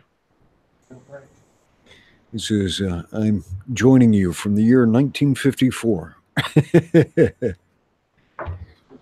Gosh, I haven't even been paying attention to the chat. Has anybody? King Mike. We haven't missed any super chats, have we? We have not. We've not. It's been. I think everybody's just kind of sitting back and relaxing. We do have some Sketch Therapy has been giving us updates on Diversity in Comics fundraiser. It looks like he is just a couple of $1,000 behind. Yeah, $2,000 behind Mark Wade's fundraiser. In about a day. Yeah. Jeez. So funny. What's this he's on about with Nurkish? What's going on with Nurkish? I think Nurkish nuked his Twitter account. Somebody was worried about cash grab. Don't be. I know Timothy Lim has already got a lot of that done. Cecil is writing most of it with input from Nurkish. Cash grab will be fine. Cool. Yeah, Tim Lim's going to be a guest on my show next month, actually. Oh, that's great. Tim Lim's a good guy. Yeah. Well, so why did Nurkish nuke his? What did he do that for? I don't know. I haven't talked to him today. I don't really talk to Nurkish all that much, though, to be honest. I see. But you were following everything going on, right? Nominally to the degree that yeah. Yeah, there was some stuff that wasn't Nurkish's fault, but it was reflecting poorly on the community. And I said that earlier, not even related to this, but you know, there's something, there's a great responsibility to being a free speech absolutist, and I am. Nurkish is. I am. I'm sure Edwin is too. You should have the right to say whatever you want, but that doesn't mean you are free from the. Your actions have consequences. The consequences. Yeah. Of what you say, and not speaking about Nurkish, but people who were on his Discord and whatnot, and it was just, you know, it's like the stuff Richard said back in the day, except some of this was even more targeted towards, you know, specific groups, and it was just leaving a bad smell in the air. And I haven't talked to Nurkish about it. I don't really. I mean, we just, you know, we're ships that bump in the night. But yeah, and that's one thing to consider too. I mean, Comiskate is so large now.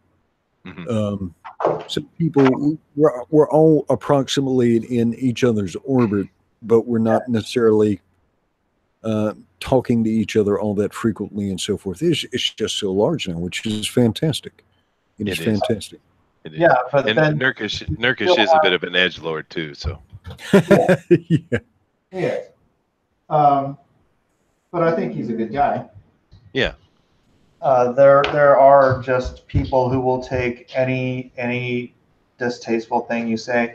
I mean, I still get people saying, you know, like, you know, well, that one bad thing Richard Meyer said over a year ago is what your movement is founded on. Like, you're so stupid. Let's see. We have a super chat that has. Let's see. It is $10. Looks like it is Antarctica money. Please check out by Asgard by Ben Jones. Absolutely. I love Ben. Ben's a good dude. Air Force vet and currently a contractor for NASA, making a comic book in his part time. By Ben Jones on Indiegogo, has 8 days left. Also, take a look at T-Bird and Throttle by Josh Howard. 7 days left and needs help getting its fixed goal. And of course, back LONESTAR. Yes. Awesome. Very nice. Those are all three fantastic. Claps for you. Excellent. Those are great books too. Asgard and T-Bird and Throttle. Those are great, man. Oh, LONESTAR's good too. Make sure you back that one. T-Bird and Throttle. Aside from the cover looks cool. Asgard definitely looks cool. But yeah. Check out everything, man. Check out these two obviously do. But there's a lot of good stuff coming out. Yeah, and I'm less a fan of edgelord stuff, and some of the extreme memes. Simply because. But that's the thing. You say you have, you know, someone has the right to be as big of a jackass as they want to be. Yeah. I can't take that away from people. But yeah, there are going to be consequences to your action, and unfortunately, when we're I don't want to silence anybody. I want to counter bad ideas with better ideas. Right? Yeah. But that's you know, when you're in an elevator and somebody farts, everybody smells it. It's true, and points fingers as well. I guess that's a good way to describe what's going on. Yeah, some of the stuff in that Discord though was extremely. It was very transgressive. Yeah. Wow. And so for me, I am very much willing to censor my own speech, bridle my own tongue. I feel like I have. It is an obligation of my faith.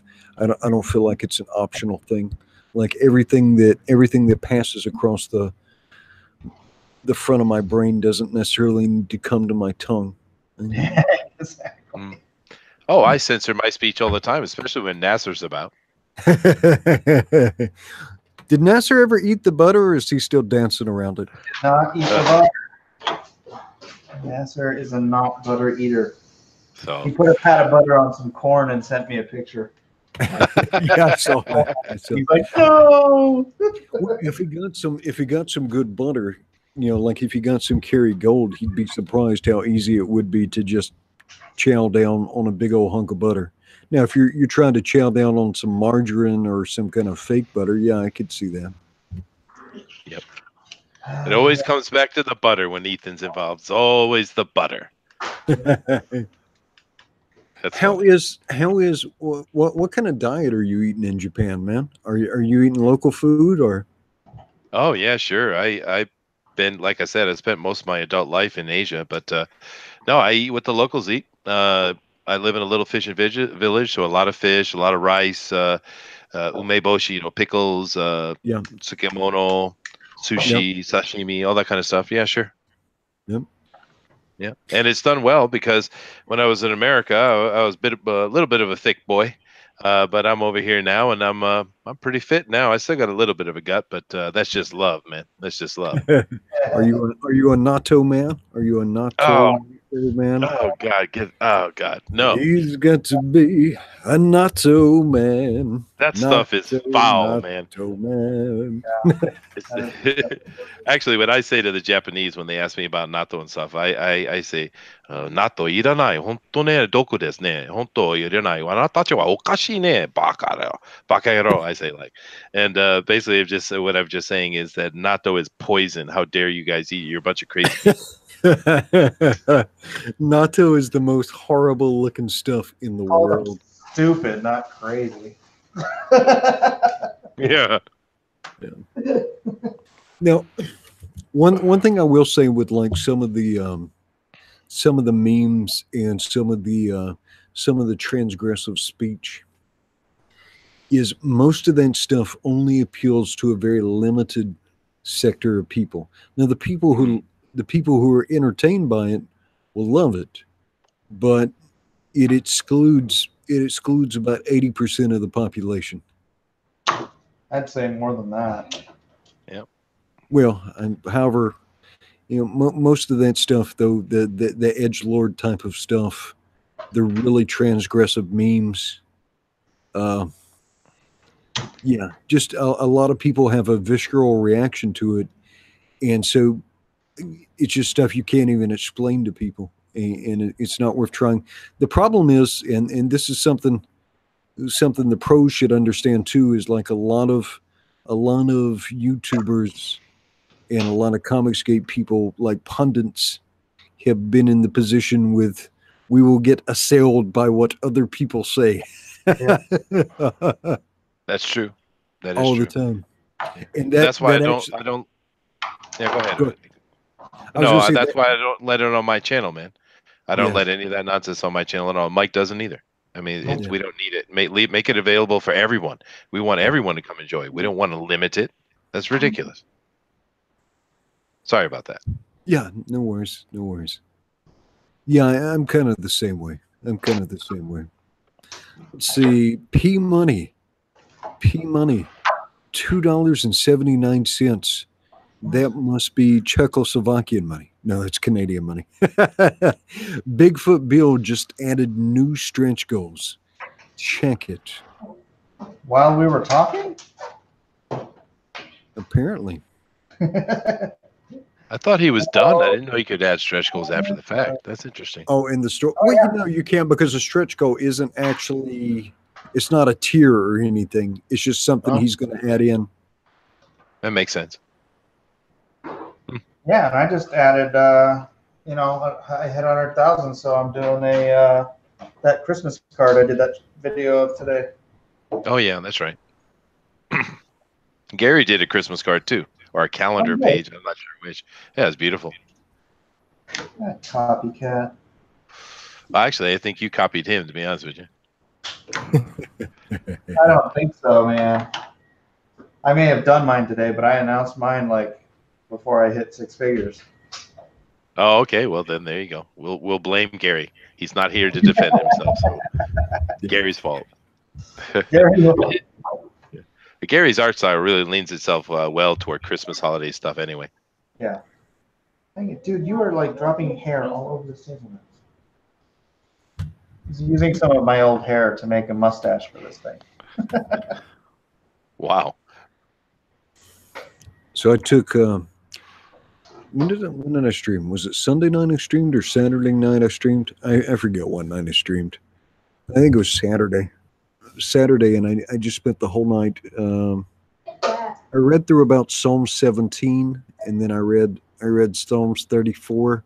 So I read Psalms 1 through 17, and then Psalms 34, and then James 1. Nice.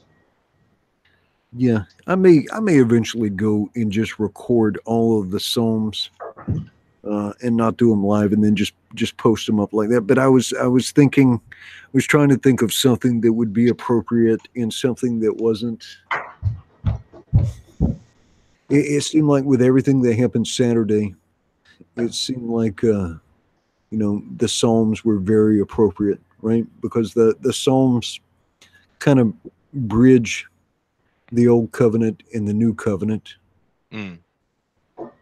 Psalm 17 is a nice one too. Yeah. And so I thought it would be accessible to people, and a lot of, a not small part of the Comicsgate audience is actually Jewish. Really? Yeah. I've met at least 10 different people now who have told me themselves they're Jewish.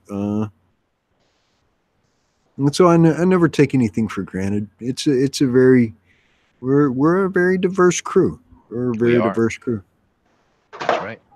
And it's so weird sometimes getting called a hate group, because I think based on the current configuration of creators and the current configuration of people who are actually backing Indiegogos, I think the customer base is actually probably more diverse than the customer base that shows up in comic book stores.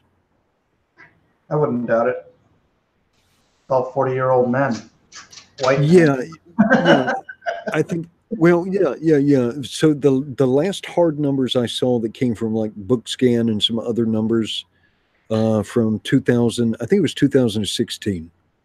Superhero comic buyers that buy them from the store are about 80% male. 50% of that I think is over 30, and I think over 80% of that is white comic book buyers. So I think Comicsgate is actually much more diverse than the average comic book consumer. Yeah, I absolutely believe that. I do. Good. Yeah.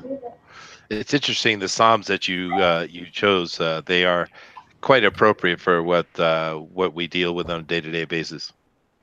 Yeah, and what David? I mean, you think David starts life as a shepherd, and then he is a warrior for Saul, and then Dude. What's that? Oh, another dude. I was like, hey, I'm just talking about David here. That's these kids' great forebear. Yeah, so he's a shepherd, and then everybody, even the irreligious, understands the story of David and Goliath, or has heard this story, whether you believe it's a myth or whatever. Most of humanity in the English-speaking world is familiar with David and Goliath. And then he's a warrior for Saul. Then he's a warrior against Saul, and then he is the king of Israel. So he goes through these different phases of his life. And there's points in the Psalms where it is just this beautiful praise for God. And there's Psalms that are pleas for mercy. Yeah. He's not even praying to God for something other than for God to hear his voice. Just please, God, please show me that you're listening to me. And then David's prayers for his nation, and then there's imprecatory, the imprecatory psalms. Yeah, you know what I mean, Mike? I've never heard that word. Imprecatory. Yeah.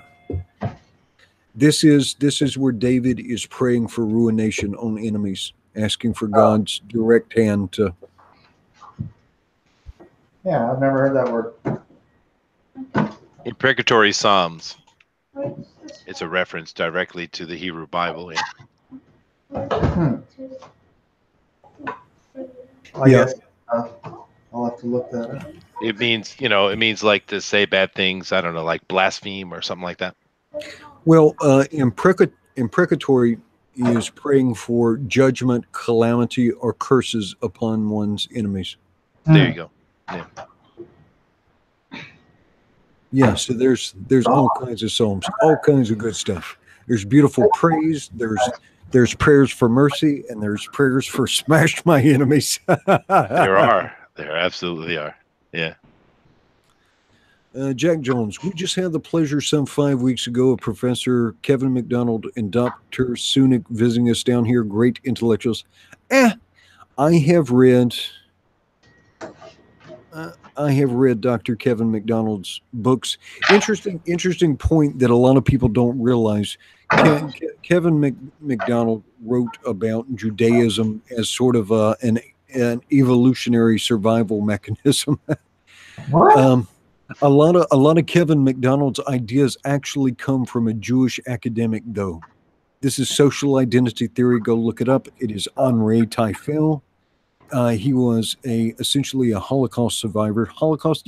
He was in France at the time. Germany invaded France. He was fighting in the French army, got taken prisoner by the Germans, and survived that.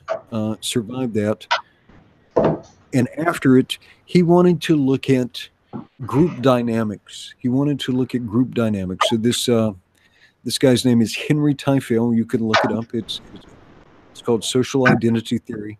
And so this is what essentially a big portion of what Kevin McDonald's books are based upon. A Jewish academic's theories. And the social identity theory is very interesting. Some of it actually applies to Comicsgate.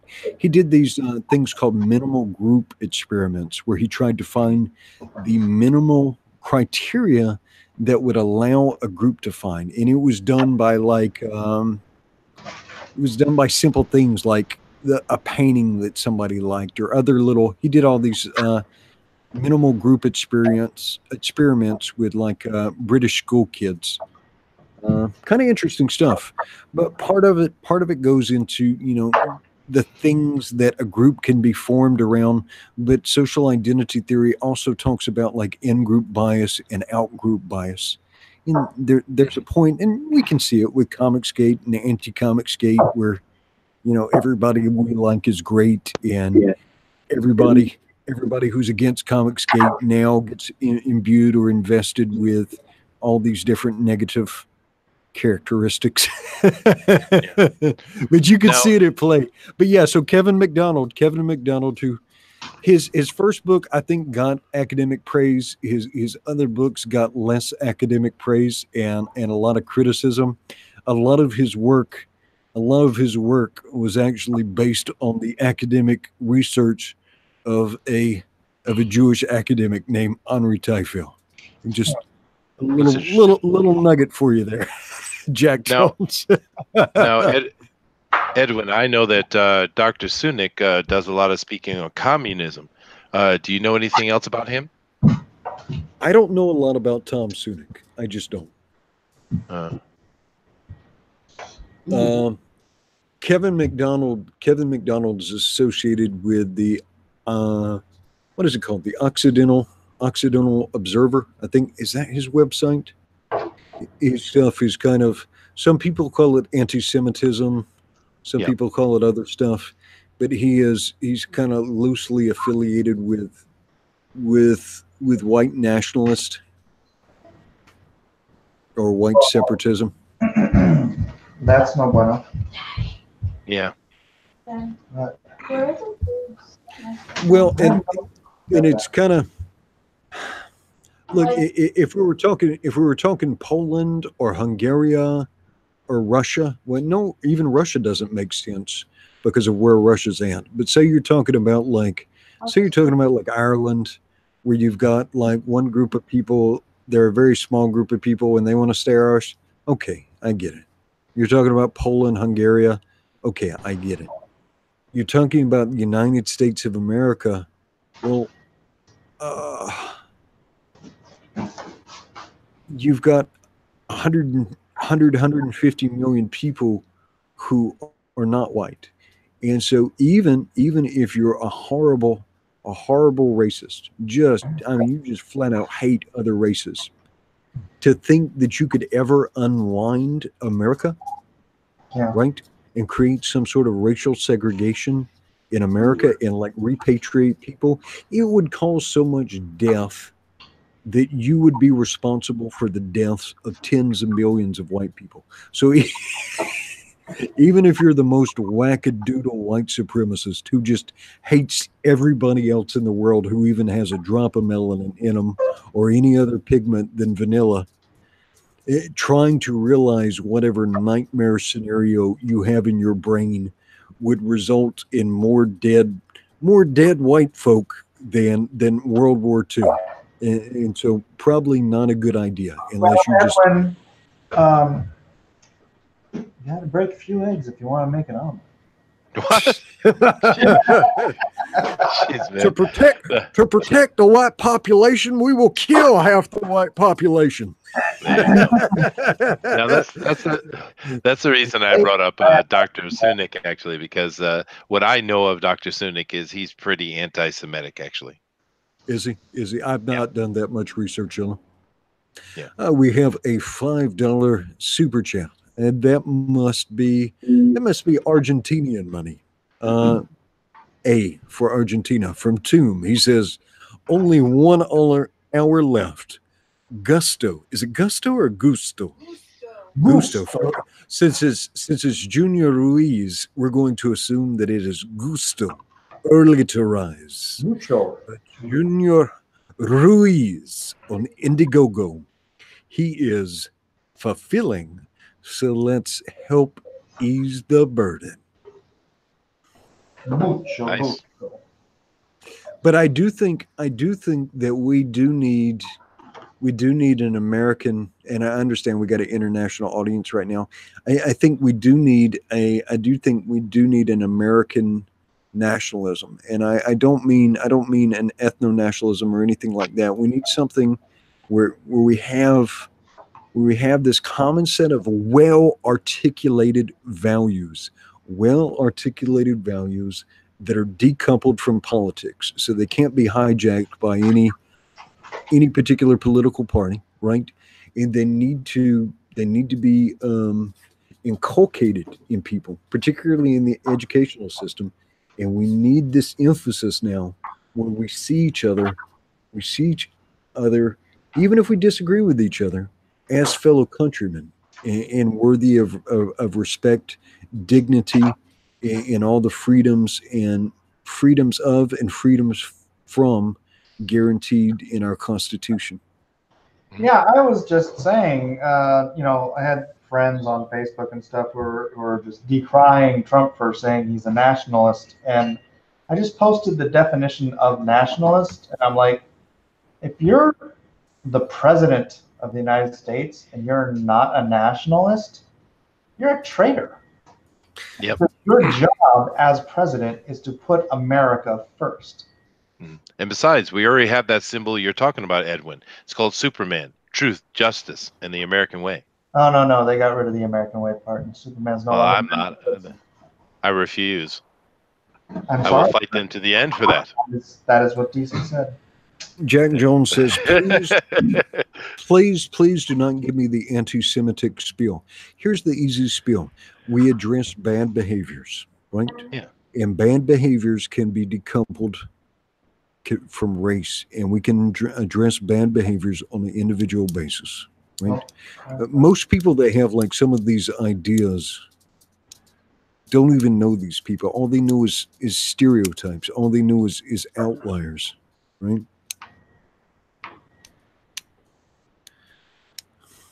What is that?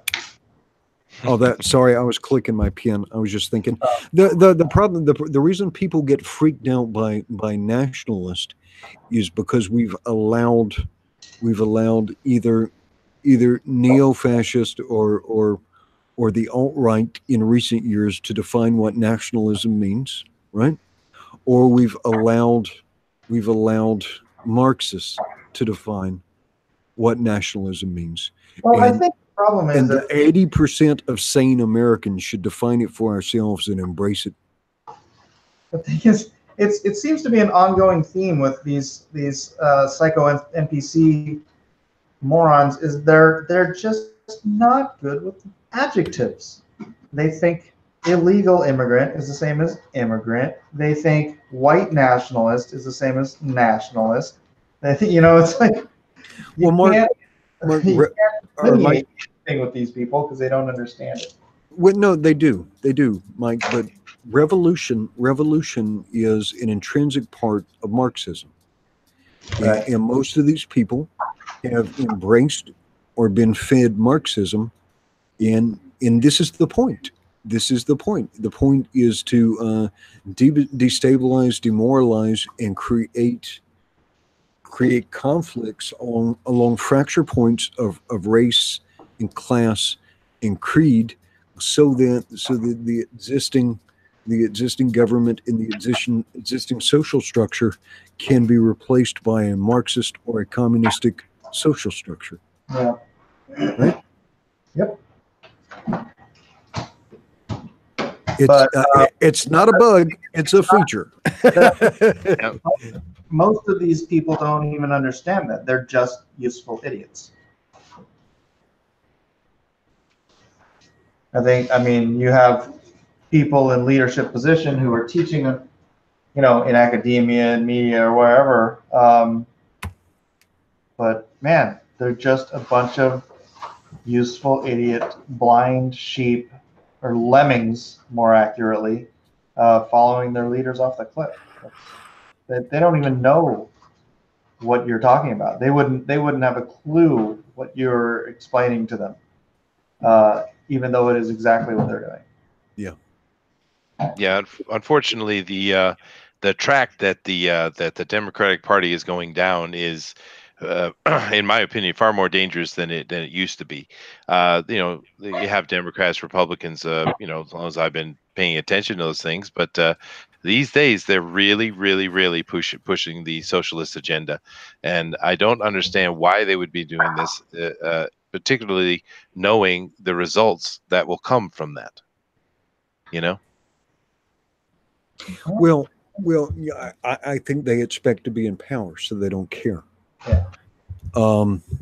And then everybody always, it's easy to see why people fall prey to socialism, because we had a period of recession, and then life has become an order of magnitude more complex. If you have a few bad years, if you do not get taught how to navigate complexity, you go to jail, you find yourself in debt and so forth. It is very easy for a lot of Americans to get stuck in these traps where they're barely making enough money to get to the next month, or they're not making enough money to get to the next month, right?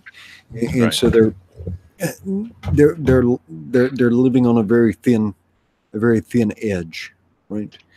And so this socialism, somebody saying, hey, we're going to take care of you, and not only are we going to take care of you, but we're going to do so at the expense of all these people who have taken something from you, right? The only reason these people are wealthy is because they've taken something from you. They've exploited your labor. Now, it doesn't even matter if this person has been a barista their entire life. Their labor's been exploited. But what happens too is people think after this revolution or after this scenario that they'll be in some more elevated position. But what happens after every revolution, in every society, in every government ever known to man, even informal governments, a hierarchy rapidly forms. And the people who were the leaders of the bourgeoisie, the type of personality that could dominate a company under capitalism, will dominate a socialist government too, or a communist government, or whatever. These same types of people who can negotiate whatever particular complexity and have the requisite amount of sociopathy to hurt people, kill people, or to ruthlessly exploit whatever advantage. You will have a hierarchy that forms in every single government. There is never going to be this perfect utopian socialism that forms. And chances are, if you are a weirdo radical, if the revolution is particularly violent, when it gets near its conclusion and the new leaders are sorting things out, they're probably going to put you up against a wall and shoot you anyway. Because if you were a problem before the revolution, you're probably going to be a problem after the revolution. So you're gonna catch a bullet to the brain pan. Yeah, well, and of course, in reality, if you get a little even deeper into it, when it comes down to, there's never actually been a true socialist or communist government, because they instantly become tyrannical and they become dictatorships. So it's just not the path you go, and you would think they're no better. Is that Nagura, Mike? What, the sharpening stone? Yeah. I didn't name it. No, meaning, is it a piece of Nagura from Japan? It is a Japanese red clay sharpening stone. Ooh, those are very expensive. Well, I usually use them on my sushi knives, but my scissors are really dull. Sorry, not to derail the conversation, but I just saw that and said, "Ooh." But I mean, that's the reality, right? Yeah. And so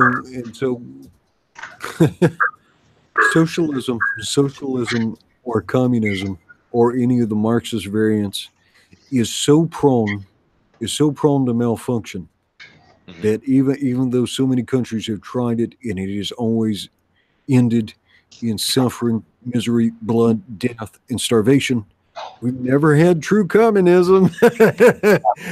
It's so easy for it to go bad, but maybe this next time. Do you remember when Teddy Kennedy was alive and he stood up at the podium in the Senate and he said, "The only reason socialism has never worked was because I wasn't running it." Can I interject, guys, and draw your attention to something going on in the chat? If you now, Jiminy is doing a good job as always, of course, and he's dealing with stuff. And with Jack Jones here, he had to stop one of his comments before, because even though he's sitting here arguing that the doctor is not actually anti-Semitic, his comments are. But the thing I thought was very interesting here, it's changed over now, but it was showing that the Google moderating team had pulled that message down, not Jiminy. I've been hearing a lot of comments recently of people saying that Google is through YouTube is starting to actually moderate live chats, and I think we just saw one happen. Now, of course, Jiminy's gotten rid of Jack because he's on a anti-Semitic tirade, which is great. Thank you very much, Jiminy, for doing that. But that's aside. But noticing that Google thing pop up and telling us that the Google moderating team took that down. What do you guys think about that? That's interesting.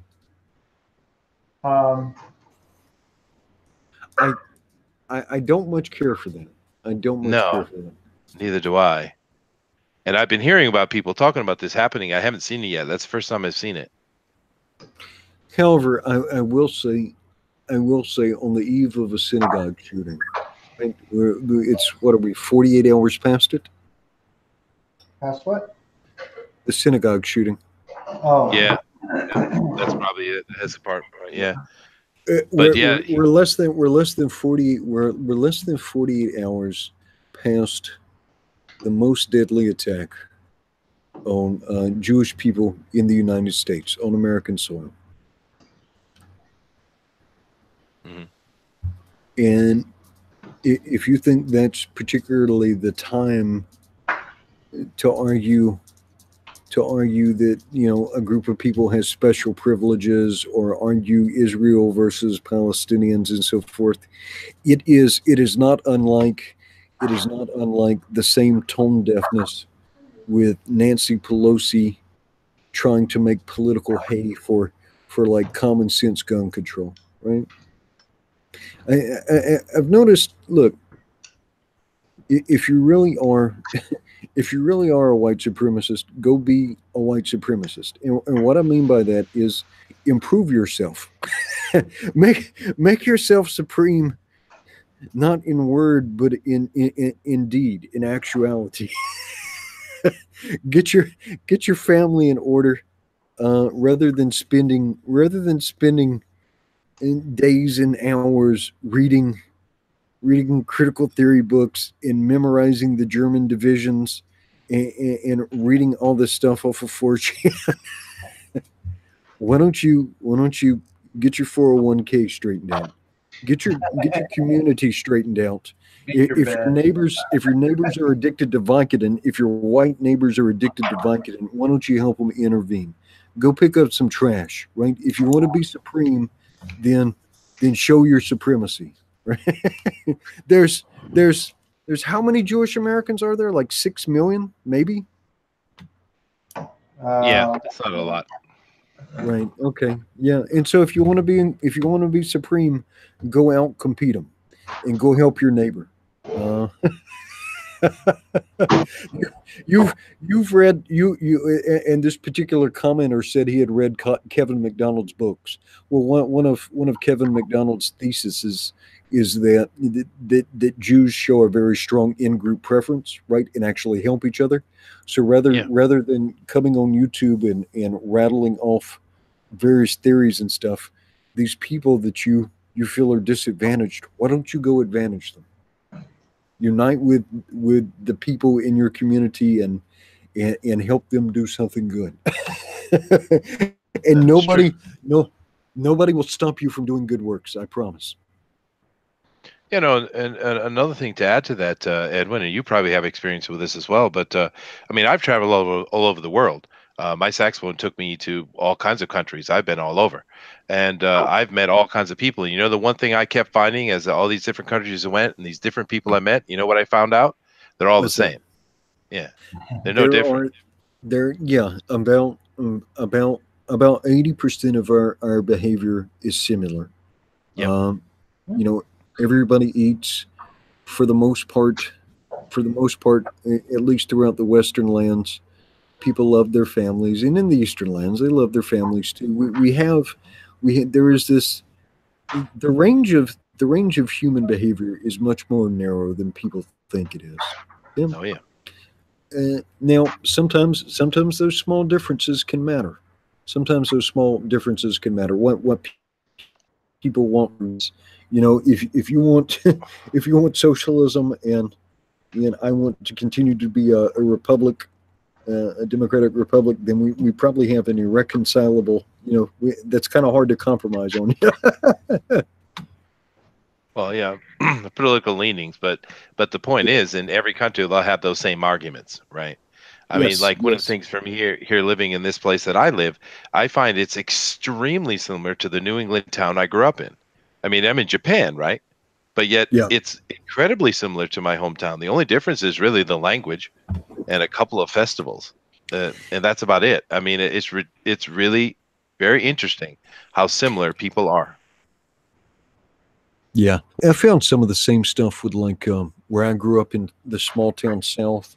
There were some points of commonality with Hawaii. And it's funny meeting like the Hawaiian version of rednecks we actually have. Yeah. Oh, yeah. Absolutely. Yeah. Well, I'm a Yankee. Do we have a problem now, Edwin? Oh, well. Because I'm a true Yankee. I'm an actual Rhode Islander. We're actual Yankees, not like these foreigners calling all American Yanks. I'm an actual Yankee. I read this thing where this. Why did Edwin get a new set? A new set of what? And this is all my original equipment. All my new background. We have moved. I was living in a place called Kaka'ako, and my office is moving here in about 2 months. So we moved to a more central location.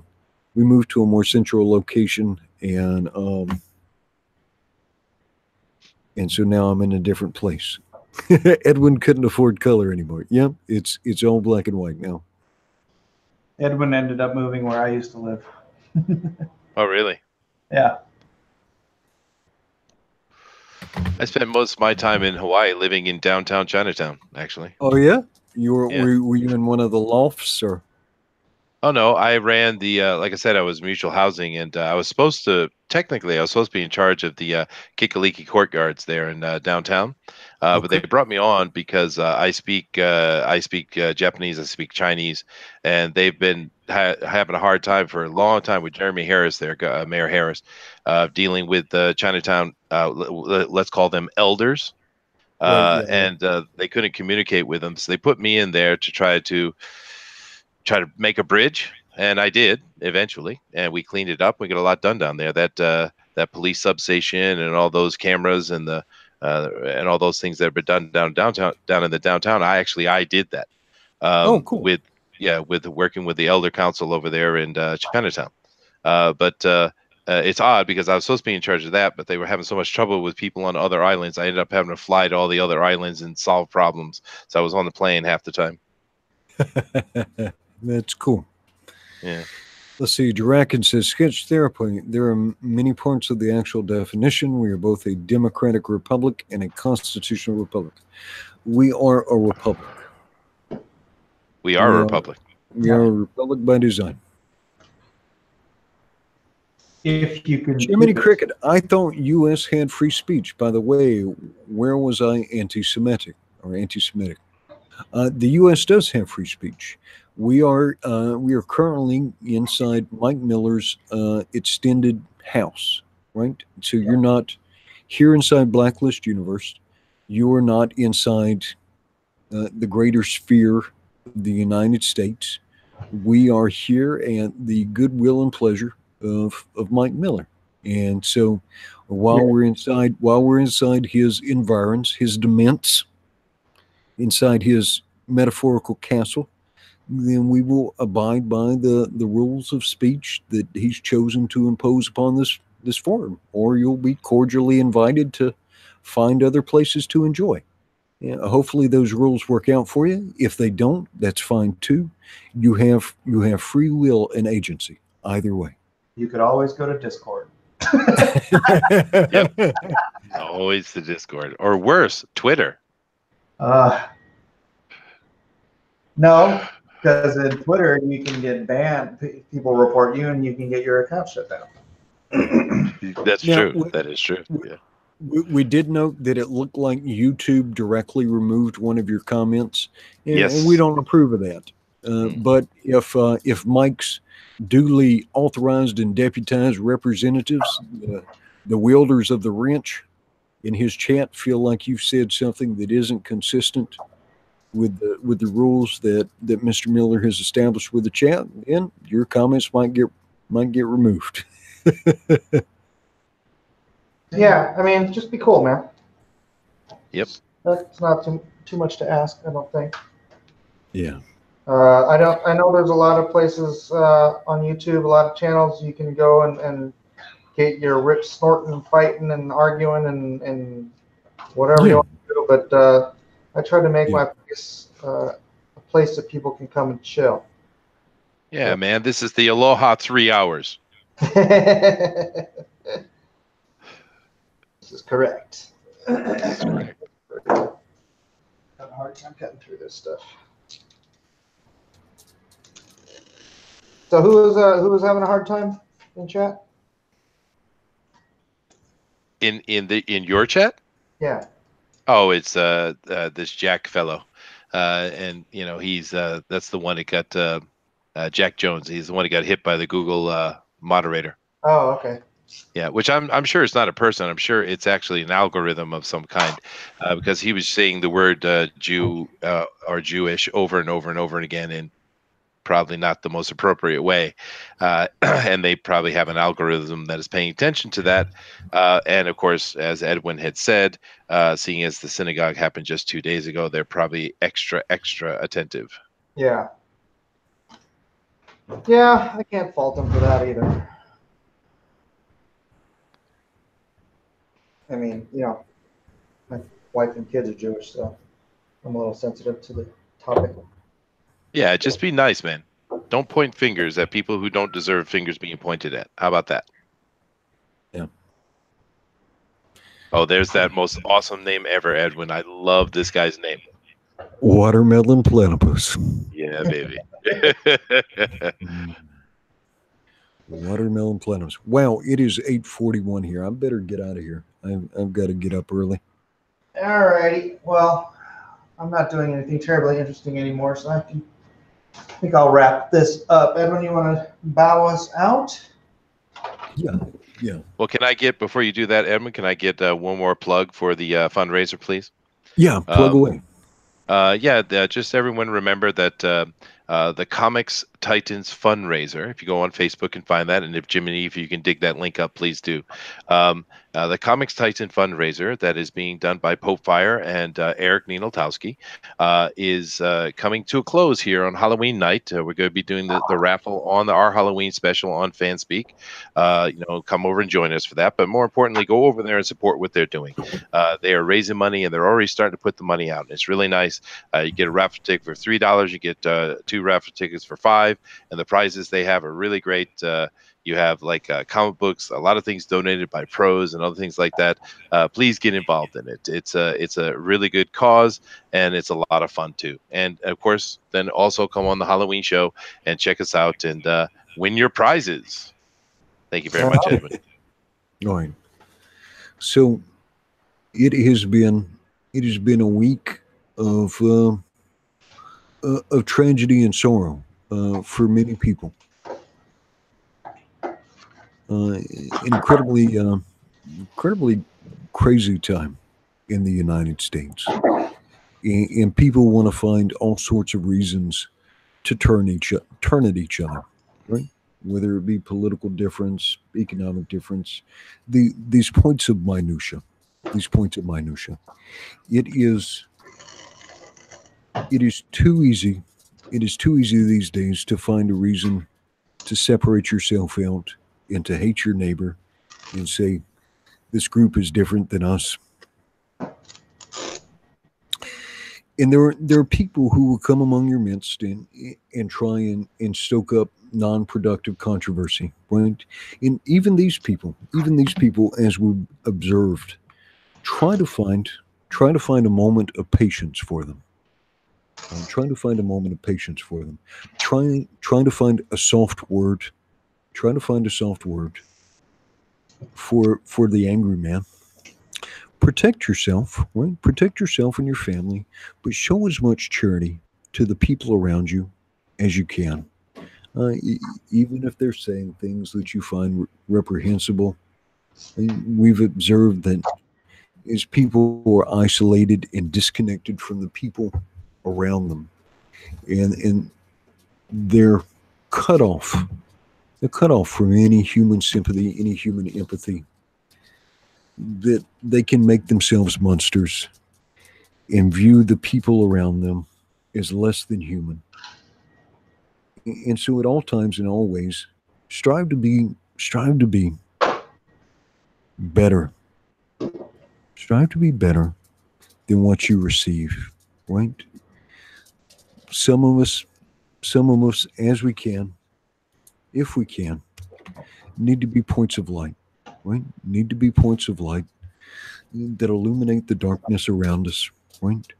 And it might be that your kind word, your soft word, your compassion for your neighbor, for the person around you,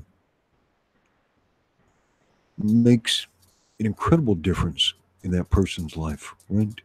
So always strive to be as compassionate, as patient, and kind to the people around you as they allow you to be, and maybe even a little bit more.